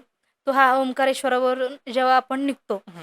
तेव्हा त्याचा असा आहे नियम म्हणजे परिक्रमा करत असताना आपल्या अंगावरती ही पांढरीच वस्त्र असावीत. ओके. कारण ही साधकाची जी आहे ती ओळख आहे हां. आणि शांततेचं प्रतीक म्हणून या सफेद कपड्याकडे बघितलं जातं. हा सगळ्यात पहिला नियम आहे हं. की सफेद वस्त्र जे आहे ते धारण हां. करावी, शांतता येते. दुसरी गोष्ट, जो दंडक घेतो आपण, मी आत्ताही सांगितलं हं. की हा 7 कांडाचा घ्यावा, तो नियमामध्ये आहे. 7 कांडाचा ओके. तर का आपल्या 7 कुळाचा उद्धार होतो. हं. चालत असताना आपल्याकडून कोणालाही म्हणजे जो दंडक आहे हं. त्या दंडकामधून कोणत्याही जीवाची जी आहे हानी ओके. नाही झाली पाहिजे किंवा कोणत्याही प्राण्याला मारलं गेलं नाही पाहिजे हं. किंवा एखाद्या आश्रमात गेलो तर सगळ्यात प्रथमतः हा नियम आहे. आश्रम दिसला, आपल्याला माहिती आहे की आश्रम आपल्यासाठीच आहे, धाडकन घुसायचं नाही आश्रमामध्ये. गेलं की ओके. नियमाने, आपले जो नियम आहे त्याने नियमाने आपण विचारायचं, हं. माताजी बाबाजी हम यहाँ रुक सकते हैं क्या. ओके. परमिशन हो, घ्यायची. परमिशन घ्यायची. आपल्याला माहिती हं. की आश्रम आपल्यासाठी आहे पण परमिशन घेणं खूप गरजेचं आहे. हां. तर घ्यायची. मग तिथे जाऊन थांबायचं. तिथे गेल्याच्या नंतर आसन आहे त्यांना विचारायचं, हा आपण इथे आसन टाकू शकतो का, टाकायचं. बरं, आपल्याला कपडे धुवायचे आहे, आपल्याला माहिती ते नळ दिसतोय, हं. तो कपडे धुण्यासाठी आहे, ताट धुण्यासाठी आहे. तिथे गेल्याच्या नंतर त्यांना विचारायचं की हम यहाँ पे कपडे धो सकते हैं क्या. मग तिथे कपडे धुवायची. ओके. त्याच्यानंतर आपल्याला जर फळ, फूल, पान लागत असेल, या गोष्टींची तर गरज लागत नाही तशी हां. फुलाची वगैरे, तर जर लागतच असेल तर त्या फळाची आपण किंवा फुलाची असेल, पानाची असेल, क्षमा मागायची, आज्ञा मागायची आणि मग ओके. त्यानंतर ते तोडायचं. हां. त्यानंतर कोणती गोष्ट आपल्याला हात लावायचं असेल आश्रमामध्ये तर हं. ते विचारून हात लावा. कारण घरी कसं आपल्याला काय करेक्ट. नियम हां. वगैरे माहीत नसतात परिक्रमातले. मग आपण म्हणतो ना आश्रमात गेलं की आपण बोलणी वगैरे खातो. हं. मग ते विचारून त्यांना हे करावं. त्यानंतर दुसरी गोष्ट, जेवण करत असताना डावा हात हा ताटाला लावायचा नाही. ओके. तो कुठेतरी लपवून ठेवायचा आपल्याला सुरुवातीला सवय होईपर्यंत. ओह! डावा हात हा जेवणाला लावायचा नाही. जेवढं ताटात आहे तेवढंच खायचं. हं. त्याच्यानंतर खात असताना आपल्याला जर एखादी चपाती, त्याला काय म्हणतात रामरोटी. आता हं. परिक्रमामध्ये असे काही पदार्थ आहेत त्यांना नावं आहेत. जसं मिठाला म्हणतात रामरस, ओह! डाळीला म्हणतात नग, भाजीला म्हणतात साग, त्यानंतर ओके. भाताला म्हणतात महाप्रसादी, चपाती ओके. पाहिजे असेल तर म्हणतो रोटी राम किंवा रामरोटी. हां. असे जे आहेत ते नाव आहेत आश्रमांमध्ये. तर आपण जेवण करत असताना डावा हात लावायचा नाही, हां. मचमच करायचं नाही जेवताना किंवा ते आपल्याला वाढत असतील, आपला त्यांना स्पर्श नाही झाला हो. पाहिजे. असे काही नियम आहेत ते परिक्रमामध्ये आपण पाळले पाहिजे. खाण्याच्या बाबतीत म्हणा, वागण्याच्या बाबतीत म्हणा किंवा चालण्याच्या बाबतीत म्हणा, असं आहे. मी असे ऐकलंय, की समजा परिक्रमा करताना आपण काही बोललो, हां. तर ती गोष्ट खरी होते का? हो, 100% खरे होते. हे मीही अनुभवलेलं आहे आणि आईने अनुभवलेलं आहे आणि प्रत्येक परिक्रमावासी हा अनुभवतो. कारण मी तुम्हाला मागाशी म्हटलं, की नर्मदा खंड हा हं, सत्ययुगातला आहे. हं. कलियुगामधले सत्ययुग जर बघायचं असेल, तर नर्मदा खंडात ओके. आत्ताही बघायला भेटतं, की बोललेला प्रत्येक शब्द हा खरा होतो. जर आपण एखाद्या चालत असताना आपण 4 महिने बाहेर असतो हं. आणि आपल्याला जे आहे सात्विक पद्धतीचं एकदम संन्यासीच्या हातचं जे आहे, हां, म्हणजे ज्यांच्या लांब-लांब जटा आहेत, हां. नखं वाढलेले आहेत, ज्यांची खूप मोठी साधना झालेली आहे, अशा महात्म्यांच्या हातातून आपल्याला भोजन प्रसादी आपल्याला भेटते ओके. आणि म्हणजे आपल्या ती साधना जी आहे, ती साधना घडून जाते. हं, तर असं चालत असताना त्यांच्या म्हणजे हातचं आपल्याला जेवण भेटतं. तर आपल्याला आपल्या महाराष्ट्रीयन पद्धतीचं चमचमीत खायचं हं. सवय असते. जसं की शेंगदाण्याची चटणी म्हणा, हां, भाकरी हां, हां. वगैरे असेल. तर आपण इच्छा केली खाण्याच्या बाबतीतही म्हणा, तर आज मला हे खाऊ वाटले. तर ते आपल्याला संध्याकाळी मैया जी आहे, आपली आई आहे मैया, ओह! तर ती पूर्ण करते. म्हणजे बोललेलं जे आहे, आता एकदा असं झालं होतं, की आईने मला ₹5 मागितले होते. हं. माझ्याकडे सुट्टे पैसे नव्हते, ₹100 होते. आई मला म्हटली, "मला ₹5 पाहिजे. ₹5 देशील का?" तर म्हटलं, "माझ्याकडे नाही." फक्त 3 ते 4 पावलं पुढे गेलो, आईला एक ₹5 चा ठोकळा सापडला. ओह! हो, असे अनुभव बरेच म्हणजे नर्मदा खंडामध्ये प्रत्येक पावलागणिक अनुभव आहे. आणि दुसरा अनुभव म्हणाल तर यावर्षी 25 जानेवारीला हं. नर्मदा मैयाची जयंती होती आणि ओके. त्याच जयंतीच्या आदल्या दिवशी आम्ही तटवरती होतो. हां, अ, दिंडोरीपासून पाठीमागे एक 10 ते 15 हां. किलोमीटर अंतरावरती. सकाळी उठलो, स्नान वगैरे झालं आणि निघण्याच्या घाईमध्ये होतो आणि त्या दिवशी त्या आश्रमामध्ये एक आपले महाराष्ट्रातले अ, गाडीने येणारे परिक्रमावासी तिथे थांबले. हां. तिथे थांबल्याच्या नंतर सकाळी ते निघाले. निघाल्याच्या नंतर त्यांची गाडी सुरू होत नव्हती. ओके. तिथले पंडितजी होते. ते पंडितजी म्हणले, "जब तक ये यहाँ का" म्हणजे खाली चटई त्यांनी आथरली होती. हं. म्हणजे त्या बाबाजींनी त्या परिक्रमावास्यांना झोपण्यासाठी चटई दिली होती. हां. पण त्यांचंही काम होतं, की त्यांनी आपल्याला चटई दिली. ॲटलीस्ट त्याची घडी करून उचलून नाही ठेवले. उचलून ठेवलं पाहिजे होतं आणि सगळे परिक्रमावासी न उचलता गाडीत जाऊन बसले. हं. तर पंडितजी म्हटले, "जोपर्यंत ही चटई ते ठेवणार नाही, तोपर्यंत यांची गाडी चालू होणार नाही." ओह! गाडीच चालू होत नव्हती. जवळ-जवळ अर्धा पाऊण तास झाला, 1 तास झाला. मग आमच्यातले एक जण बाबाजी गेले आणि त्यांना सांगितलं, "तुमची जी चटई आहे, तुम्ही ती घडी करा आणि व्यवस्थित साईडला नेऊन ठेवा." हं. मग ते खाली उतरले. त्यांची जी चटई आहे, ती घडी केली, व्यवस्थित ठेवली, चावी फिरवली, लगेच गाडी सुरू झाली. म्हणजे ओह! प्रत्येक शब्द जो आहे नर्मदा खंडातला, हा सत्य होतोच. हा सगळ्यात मोठा अनुभव आहे. खाण्याच्या-पिण्याच्या बाबतीत असू द्या, साधनेच्या बाबतीत असू द्या, बोलण्याच्या बाबतीत असू द्या, प्रत्येक शब्द हा खरा होतो. त्याच्यामुळे प्रत्येक माणसाने आयुष्यात एकदा तरी नर्मदा परिक्रमा केलीच पाहिजे. साधनाही घडते, हं. माणसाचं परिवर्तनही घडतं आणि ह्या ज्या धावपळीच्या युगामध्ये आपण काय आहोत, हे हां. माणूस कुठेतरी विसरलेला आहे. स्वतःसाठी एकदा तरी परिक्रमा ही केलीच पाहिजे. स्वतःत परिवर्तन घडण्यासाठी किंवा ज्या व्यक्तीने परिक्रमा केलेली आहे. आता समजा मी पूर्वी अशी होते पहिली परिक्रमा करण्याच्या अगोदर, हं. हे नको किंवा ते नाही किंवा ते हां. नाही, हेच पाहिजे. तर परिक्रमा करून आलेला माणूस जो आहे ना, तो कुठेही ॲडजस्ट होऊन जातो. ओके. खाण्यापिण्याच्या बाबतीत असू द्या, राहण्याच्या बाबतीत असू द्या, कुठेही तो म्हणजे ॲडजस्ट होऊन जातो. कुठल्याही प्रकारचं तो नावं ठेवत नाही. एक परिवर्तन घडून जातं ओके, त्याचं. Okay, okay. मला ते विचारायचं होतं, दंडक म्हणा, कमंडलू म्हणा किंवा कपडे हे आपल्याला इथून घेऊन जायला लागतं का तिथे सोय असते? इथूनच घेऊन जावे लागतात कपडे आपल्याला ओके. आणि ओंकारेश्वरला नाही मिळत? ओंकारेश्वरला दंडक भेटतो. कमंडलू म्हणजे तेलाची किटली वगैरे असते, ते हां. चालते आपल्याला. दंडक जो आहे तो ओंकारेश्वरला भेटतो आपल्याला. ओके, हां. ओके. आणि थोडेच जे सामान आहे परिक्रमेचे ते थोडंच नेलं पाहिजे. म्हणजे काही परिक्रमावासी काय करतात, अगदी अनुभव नसतो. मग हं. खायला वगैरे घेऊन जाणं किंवा हां. काही भांडी वगैरे घेऊन जाणं, 4-4, 5-5 कपडे घेऊन जाणं, असं न घेता अगदी थोडंच सामान आहे. म्हणजे जसं की हां. अ, थंडीचे दिवस असतात, तर स्लीपिंग बॅग घेऊन जायची. 1 किलो ओके, वजनाची स्लीपिंग बॅग आहे. ड्रेस फक्त 3च ड्रेस घेऊन जायचे आणि पुरुषांनी लुंगीच ही धारण करावी. ओके. पॅन्ट चालत नाही. ओके. साधकाची अवस्था आहे ती सफेद वस्त्र आहे ती लुंगीच धारण करावी. महिलांनी ड्रेस घातले तरी चालतील, साडी घालावं असं काही नाही. कारण काही काही ठिकाणी कसं आहे चढावं लागतं आपल्याला उंच हां, हां. ठिकाणी, मग गुंतणार वगैरे पडतो. मग त्याच्यामुळे 3 ड्रेस खूप होतात. त्याच्यानंतर स्लीपिंग बॅग, देवाचं जे सामान पूजेचं तेवढंच ठेवावं आणि सोबत काजू बदाम थोडे-थोडे ठेवले तरी चालतील. बस एवढंच सामान घ्यावं, याच्या पलीकडे घेऊ नये. म्हणजे ओके. ज्यांना कोणाला माहीत नसेल कदाचित. सो आता आपण शेवटाकडे येऊया. शेवटचा प्रश्न, की समजा एखाद्या स्त्रीला किंवा पुरुषाला ही नर्मदा परिक्रमा करायची आहे. हं. पण परिक्रमा करायची म्हटलं, की पहिल्यांदा मनाची तयारी असणं गरजेचं हो, आहे. हो, हो. मनाची सो मग तयारी. ही मनाची तयारी करताना काय गोष्ट डोक्यात ठेवली पाहिजे? आवड पाहिजे. मुळात म्हणजे परिक्रमा करण्यासाठी आवड पाहिजे. कोणतंही क्षेत्र असेल, हां, तर इच्छाशक्ती पाहिजे. तुमच्याकडे जर इच्छाशक्ती नसेल, कारण नर्मदा परिक्रमा जर म्हटलं, तर ही हं, संघर्षाची वाट आहे. हां, असं म्हणतात ना, नर्मदा परिक्रमा करणं म्हणजे मृत्यूला आव्हान आहे. हं, तर संघर्ष आहे त्या परिक्रमेमध्ये आणि मला तरी वाटत नाही, की असं बळच नेऊन करणारा माणूस ही परिक्रमा करू हां, शकतो. इच्छाशक्ती ज्याची आहे, कठीण परिश्रम जो करणारा व्यक्ती आहे, हां. तोच त्या ठिकाणी परिक्रमा करू शकतो. सगळ्यात महत्त्वाचे म्हणजे मनाची शक्ती पाहिजे, इच्छाशक्ती पाहिजे आणि की मी परिक्रमा करणार ह्याच हेतूने जो व्यक्ती आलेला आहे, त्याच व्यक्तीची परिक्रमा ही घडू शकते आणि सगळ्यात महत्त्वाचं म्हणजे राग, द्वेष, अहंकार ज्या व्यक्तीला आहे, तो पूर्णपणे आणि संयम जो आहे त्या ठिकाणी ठेवला पाहिजे. ज्याच्याकडे राग आहे, द्वेष आहे, अहंकार हां. आहे, हा सगळा साईडला ठेवून त्या व्यक्तीने ही परिक्रमा केली पाहिजे. म्हणजे हे सगळं ओके. साईडला ठेवून एक मी काहीच नाहीये, ह्या हां. उद्देशाने ही परिक्रमा केलीच पाहिजे. ओके, असं. ओके. वाह! म्हणजे ताईंनी खूप सुंदर सगळं एक्सप्लेन केलंय. तुम्हालाही असं वाटतं, की तुम्हाला परिक्रमा सुरू करायची आहे, तर नक्कीच ताईंनी जे नियम सांगितले ते पाळा. मनाची तयारी कशी करायची तेही सांगितलंय. ते मनाची तयारी करा. तुमची परिक्रमा नक्कीच पूर्ण होईल.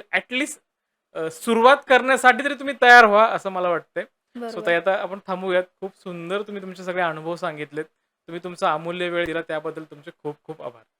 रामकृष्ण हरी, नर्मदे हर. रामकृष्ण. तुम्हाला जर हा पॉडकास्ट आवडला असेल तर लाईक, शेअर आणि सबस्क्राईब करायला विसरू नका. भेटूयात पुढच्या पॉडकास्टमध्ये एका नवीन विषयासह. रामकृष्ण.